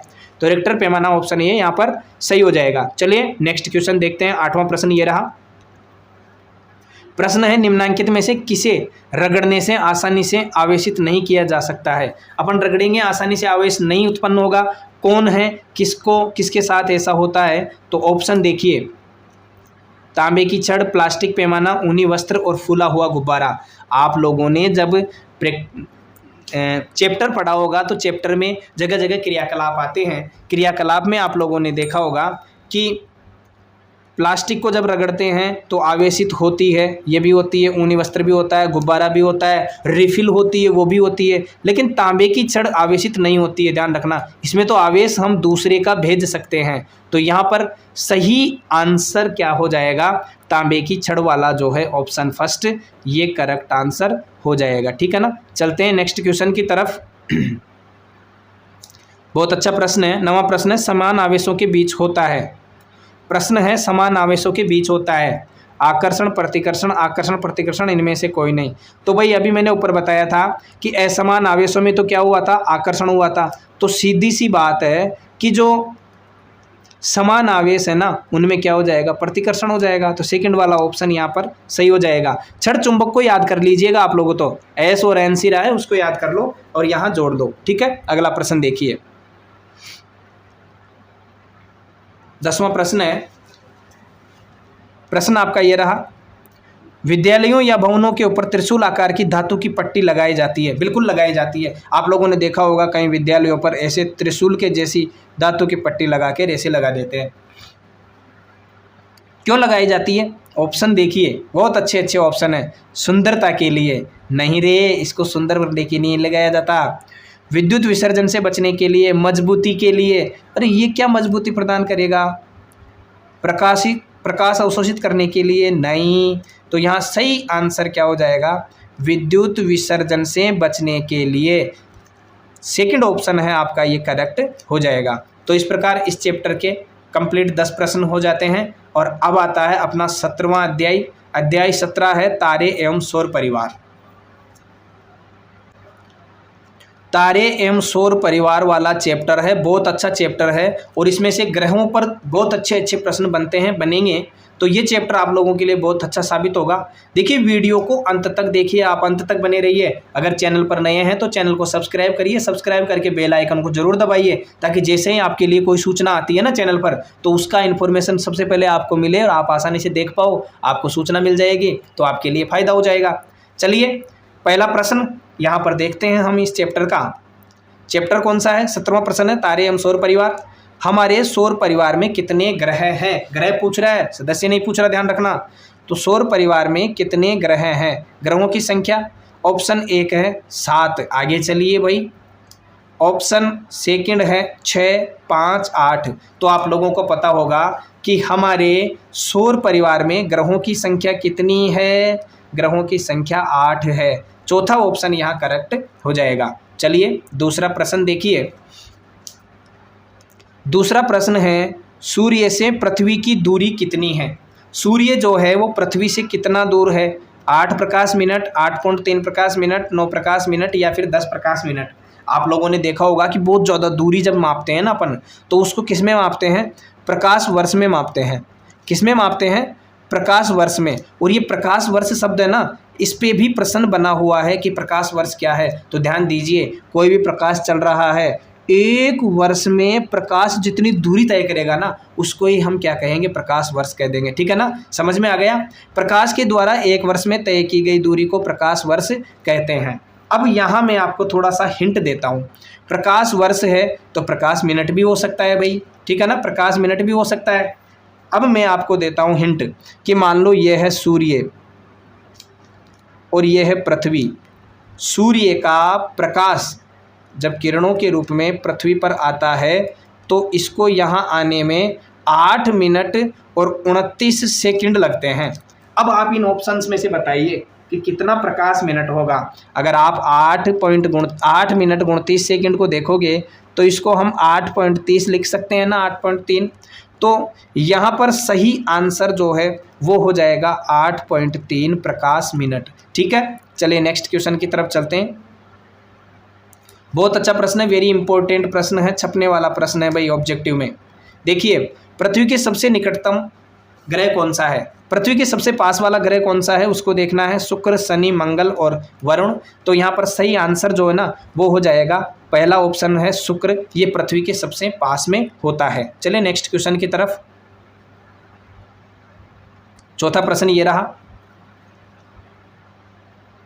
प्रश्न है, रात्रि के समय साफ आकाश और काली रात में टूटते तारे दिखाई देते हैं, ये क्या होते हैं? धूमकेतु, उल्काएं, क्षुद्र ग्रह या फिर बुध ग्रह। तो क्षुद्र ग्रह, बुध ग्रह तो नहीं होते हैं, धूमकेतु भी नहीं होते हैं, उल्काएं होती है। तो सही आंसर हो जाएगा ऑप्शन सेकंड, उल्काएं, ठीक है। चलिए नेक्स्ट क्वेश्चन की तरफ चलते हैं। पांचवा प्रश्न ये रहा। प्रश्न है, निम्न में से कौन प्राकृतिक उपग्रह है? इनमें से कौन सा प्राकृतिक उपग्रह है? बृहस्पति, सूर्य, चंद्रमा या इनमें से कोई नहीं? तो आपको बता दूं मैं, उपग्रह पूछ रहा है तो बृहस्पति तो ग्रह है, तो ये तो हो ही नहीं सकता। सूर्य क्या है? सूर्य तो खुद क्या है? सूर्य के चक्कर लगाते हैं उनको ग्रह कहते हैं, तो सूर्य नहीं हो सकता। बचा क्या? चंद्रमा, तो यही सही हो जाएगा। ऑप्शन थर्ड जो है आपका चंद्रमा, ये करेक्ट आंसर हो जाएगा। प्राकृतिक उपग्रह यही है, पृथ्वी का एक ही। अगला प्रश्न है, इनमें कौन ग्रह नहीं है? मतलब ये 4 ऑप्शन है, इनमें से ग्रह कौन सा नहीं है? सीरियस, मंगल, बुध, शनि। एक बात बताओ, मंगल ग्रह है क्या? हाँ है। बुध भी ग्रह है, शनि भी है, तो सीरियस नहीं है। यहाँ सही आंसर क्या हो जाएगा? जो नहीं है वही सही आंसर हो जाएगा। करेक्ट आंसर है सीरियस। चलिए नेक्स्ट क्वेश्चन की तरफ। 7वां प्रश्न है, सबसे दूर ग्रह कौन है? यानी जैसे ये सूर्य है तो इससे सबसे दूर ग्रह कौन सा है, उसका नाम आपको बताना है। ऑप्शन है शनि, नेपट्यून, शुक्र, चांद। तो भाई चांद ग्रह नहीं है, ध्यान रखना, तो ये तो हो ही नहीं सकता। इन तीनों में से देखना है। शनि भी बीच में आ जाता है, तो नेपट्यून जो होता है ना वो सबसे दूर होता है, वरुण जिसको हिंदी में अपन कहते हैं, ठीक है ना। तो ये हो जाएगा सही आंसर। चलिए नेक्स्ट क्वेश्चन की तरफ। 8वां प्रश्न ये रहा। प्रश्न है, सूर्य का सबसे गर्म ग्रह कौन है? सूर्य का सबसे गर्म ग्रह, सबसे गर्म रहने वाला ग्रह कौन सा है उसको देखना है। बृहस्पति, बुध, शुक्र, प्लेटो। तो सबसे गर्म कौन सा रहता है? बुध रहता है, बुध, यही आंसर हो जाएगा। चलिए नेक्स्ट क्वेश्चन की तरफ। 9वां प्रश्न ये रहा। सौर परिवार का सबसे छोटा ग्रह कौन सा है? पूरा जो सौर परिवार है उसमें सबसे छोटे ग्रह की बात की जा रही है, तो बृहस्पति तो सबसे बड़ा है, तो ये तो हो ही नहीं सकता। ऑप्शन देखो अब, बुध, शुक्र, प्लूटो। तो यहाँ सही आंसर की अगर अपन बात करें, सबसे छोटे ग्रह की बात करें, तो सबसे छोटा ग्रह बुध ही होता है। सही आंसर बुध हो जाएगा, सेकंड वाला ऑप्शन। 10वां प्रश्न है, ग्रहों की परिक्रमा करने वाले खगोलीय पिंड को कहते हैं, क्या कहते हैं? कृत्रिम उपग्रह, उपग्रह, क्षुद्र ग्रह या फिर उल्का पिंड? तो ध्यान दीजिए, ग्रह सूर्य मान लीजिए, जैसे ये सूर्य है और सूर्य की जो परिक्रमा करेगा उसको तो क्या कहेंगे अपन? ग्रह कहेंगे। अब मान लो यहाँ पर कोई ग्रह है, वो सूर्य की परिक्रमा कर रहा है, एक पिंड आया जो इस ग्रह की परिक्रमा कर रहा है, तो ग्रह की परिक्रमा करने वाले पिंड को तो हम क्या कहते हैं भाई? उपग्रह कहते हैं।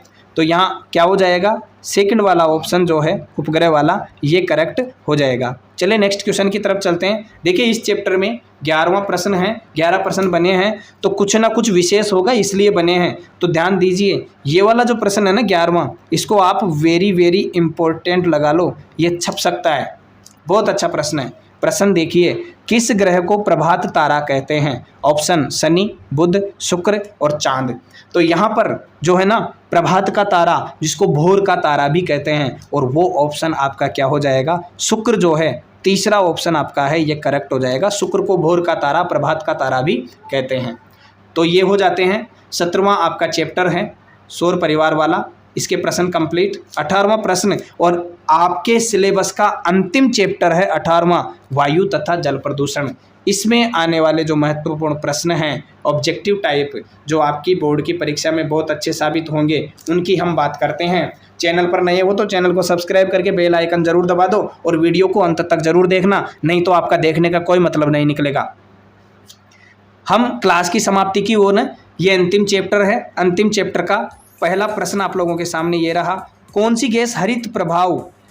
गैस हरित गृह प्रभाव वृद्धि के लिए जिम्मेदार हैं? ऑप्शन देखिए, CO, CO2, N2 या फिर O2। तो ध्यान दीजिए, यहाँ पर हरित ग्रह प्रभाव वृद्धि के लिए जिम्मेदार है CO2 गैस, यहाँ करेक्ट आंसर हो जाएगा।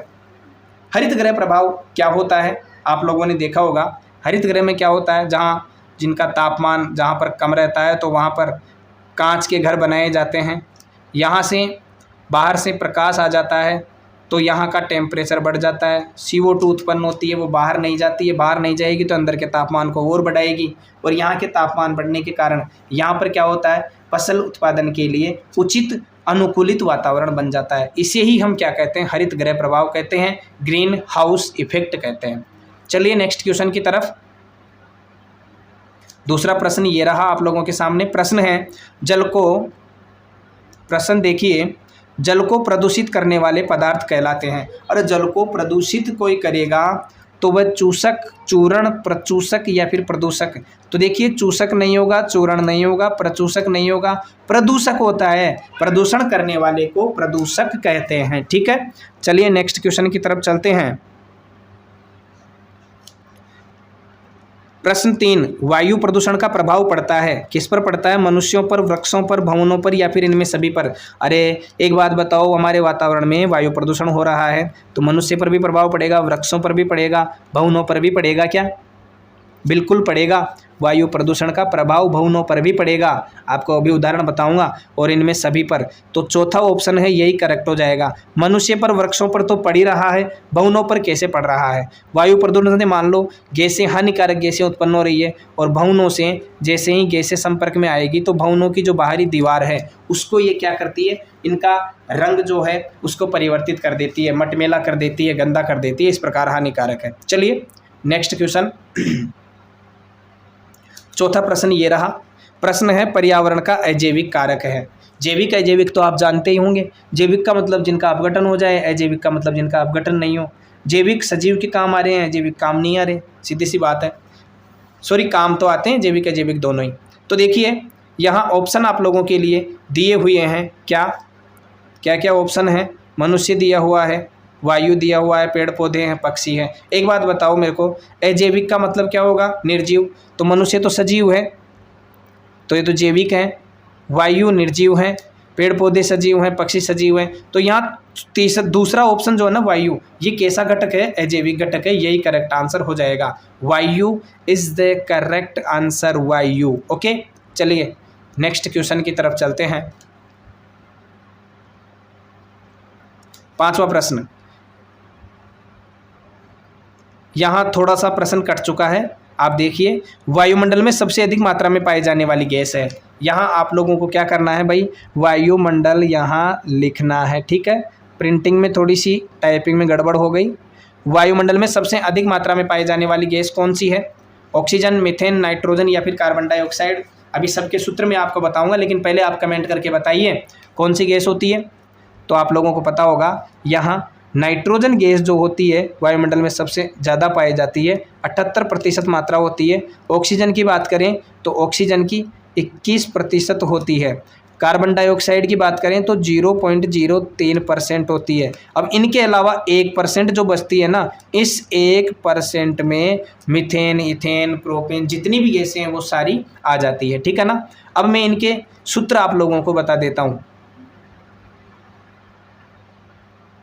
वैसे पहले भी इनके सूत्र आ चुके हैं, फिर भी बता देता हूँ। ऑक्सीजन को अपन O2 से लिखेंगे, मीथेन को CH4 से लिखेंगे, नाइट्रोजन को N2 से लिखते हैं, कार्बन डाइऑक्साइड CO2 इससे लिखते हैं, ठीक है ना, CO2 ऐसे लिखते हैं। चलिए नेक्स्ट क्वेश्चन की तरफ। छठा प्रश्न ये रहा। विश्व तापन का प्रमुख कारण है, ग्लोबल वार्मिंग जिसको इंग्लिश में कहते हैं। और प्रश्न जो पूछता है ना, ग्लोबल वार्मिंग से पूछता है या फिर विश्व उष्णन से पूछता है। प्रश्न के ऑप्शन देखिए, नाइट्रोजन की बढ़ती मात्रा, ऑक्सीजन की बढ़ती मात्रा, कार्बन डाइऑक्साइड की बढ़ती मात्रा या ओजोन की बढ़ती मात्रा। तो ध्यान दीजिए, विश्व उष्णन मतलब वातावरण का जो तापमान बढ़ रहा है उसका कारण क्या है? नाइट्रोजन तापमान को नहीं बढ़ाती है, ऑक्सीजन नहीं बढ़ाती है, ओजोन भी नहीं बढ़ाती है। कार्बन डाइऑक्साइड जो होती है ना, इसकी मात्रा अगर बढ़ती है, मान लो CO2 की मात्रा बढ़ रही है तो तापमान भी बढ़ेगा, और तापमान बढ़ने को ही क्या कहते हैं? विश्व उष्णन कहते हैं। यहाँ पर आपका ग्लोबल वार्मिंग का प्रश्न है वो भी क्लियर हो चुका है। सही आंसर क्या हो जाएगा? Option third, CO2, carbon dioxide की मात्रा, बढ़ती मात्रा, ठीक है। चलिए नेक्स्ट क्वेश्चन की तरफ। सातवां प्रश्न ये रहा। प्रश्न है सातवां, पौधों पर प्रभाव के लिए उत्तरदायी गैस कौन कौन सी है? Oxygen, ozone, hydrogen, carbon dioxide. भाई ऑक्सीजन, ओजोन और हाइड्रोजन तीनों तो कोई ज़्यादा प्रभाव डालती नहीं है। अब पौधों को जब प्रकाश संश्लेषण की प्रक्रिया होती है तो CO2 बहुत अधिक मात्रा में चाहिए, तो यहाँ पर CO2 यानी कार्बन डाइऑक्साइड सही आंसर हो जाएगा। चलिए आठवां प्रश्न ये रहा। इनमें से कौन सा पदार्थ प्राथमिक प्रदूषक है? प्राथमिक प्रदूषक मतलब जो आसानी से अवेलेबल है। कार्बन डाइऑक्साइड, ओजोन, कोहरा भावित या फिर सल्फर डाइऑक्साइड। तो ध्यान दीजिए, यहाँ सल्फर डाइऑक्साइड का सूत्र बता देता हूँ मैं, SO2 होता है, और इधर कार्बन डाइऑक्साइड का तो आपको पता है ही, CO2 होता है, ओजोन का O3 होता है। तो ध्यान दीजिए कौन सा पदार्थ है प्राथमिक प्रदूषक है? प्राथमिक प्रदूषक का काम तो यहाँ CO2 ही कर रही है, कार्बन डाइऑक्साइड सही आंसर हो जाएगा। अगला प्रश्न देखिए, नवा प्रश्न है। प्रश्न है वायु किसका मिश्रण है? गैसों का, द्रवों का, ठोसों का, उपरोक्त सभी का। अरे तो भाई वायु में द्रव और ठोस तो होते ही नहीं है, तो सभी का भी नहीं होगा। बचा क्या है? गैसों का, तो वायु गैसों का मिश्रण है। यही ऑप्शन क्या है? करेक्ट आंसर हो जाएगा ऑप्शन फर्स्ट। चलिए नेक्स्ट क्वेश्चन और आज की क्लास का अंतिम प्रश्न देखते हैं। प्रश्न है, वायु में नाइट्रोजन कितने प्रतिशत है? अभी आप लोगों के पास में क्वेश्चन आया था, उसमें मैंने ऊपर एक क्वेश्चन आया था, उसमें सबका मैंने परसेंटेज बता दिया था। तो ऑप्शन देखिए 70, 78, 80, 21। तो भाई आप लोग देखिए 21 तो किसकी होती है? O2 की होती है, और 78 किसकी होती है? नाइट्रोजन की होती है। नाइट्रोजन की तो पूछ रहा है, तो यही सेकंड वाला जो ऑप्शन है 78%, यही आंसर सही हो जाएगा। इसके साथ आज की क्लास में आप लोगों ने देखा कि आपके सिलेबस के 2022 में एग्ज़ाम हो रहा है, उसके 13 चैप्टर के एमसीक्यू मैंने एक साथ आप लोगों को यहाँ बता दिए हैं, और 13 एमसीक्यू के ऐसे क्वेश्चन हैं कि आपका जो पेपर है ना वो 50% हल होगा, मेरी गारंटी है इनसे। ये मैं विश्वास दिलाता हूँ आपको कि वीडियो को आप अगर समझ में नहीं आए तो फिर से आप वीडियो को देखिए, और वीडियो देखने के बाद में आप इसी वीडियो के डिस्क्रिप्शन बॉक्स में टेलीग्राम चैनल का लिंक दिया हुआ है, वहाँ पर इसकी पीडीएफ फाइल मिल जाएगी। लेकिन ध्यान दीजिए पीडीएफ फाइल में आपको आंसर नहीं मिलेंगे, तो आंसर के लिए आपको वीडियो तो देखना ही होगा। वीडियो को अंत तक देखने के लिए आप सभी का बहुत बहुत धन्यवाद। और वीडियो अगर आप लोगों को अच्छा लगता है तो वीडियो को लाइक करें, अपने दोस्तों में ज़रूर शेयर करें, क्योंकि 16 अप्रैल को होने वाली एग्ज़ाम में आपके लिए और आपके दोस्तों के लिए ये वीडियो बहुत अच्छा साबित होने वाला है। चैनल को सब्सक्राइब करके राइट साइड में जो बेल का आइकन है उसको ज़रूर दबाइए, और आप लोगों का प्यार और सपोर्ट ऐसे ही बना रहिए। आप सभी को बहुत बहुत धन्यवाद। मिलते हैं नेक्स्ट क्लास में फिर किसी वीडियो के साथ, और आपके लिए किसी इन्फॉर्मेटिव वीडियो के साथ। Thank you.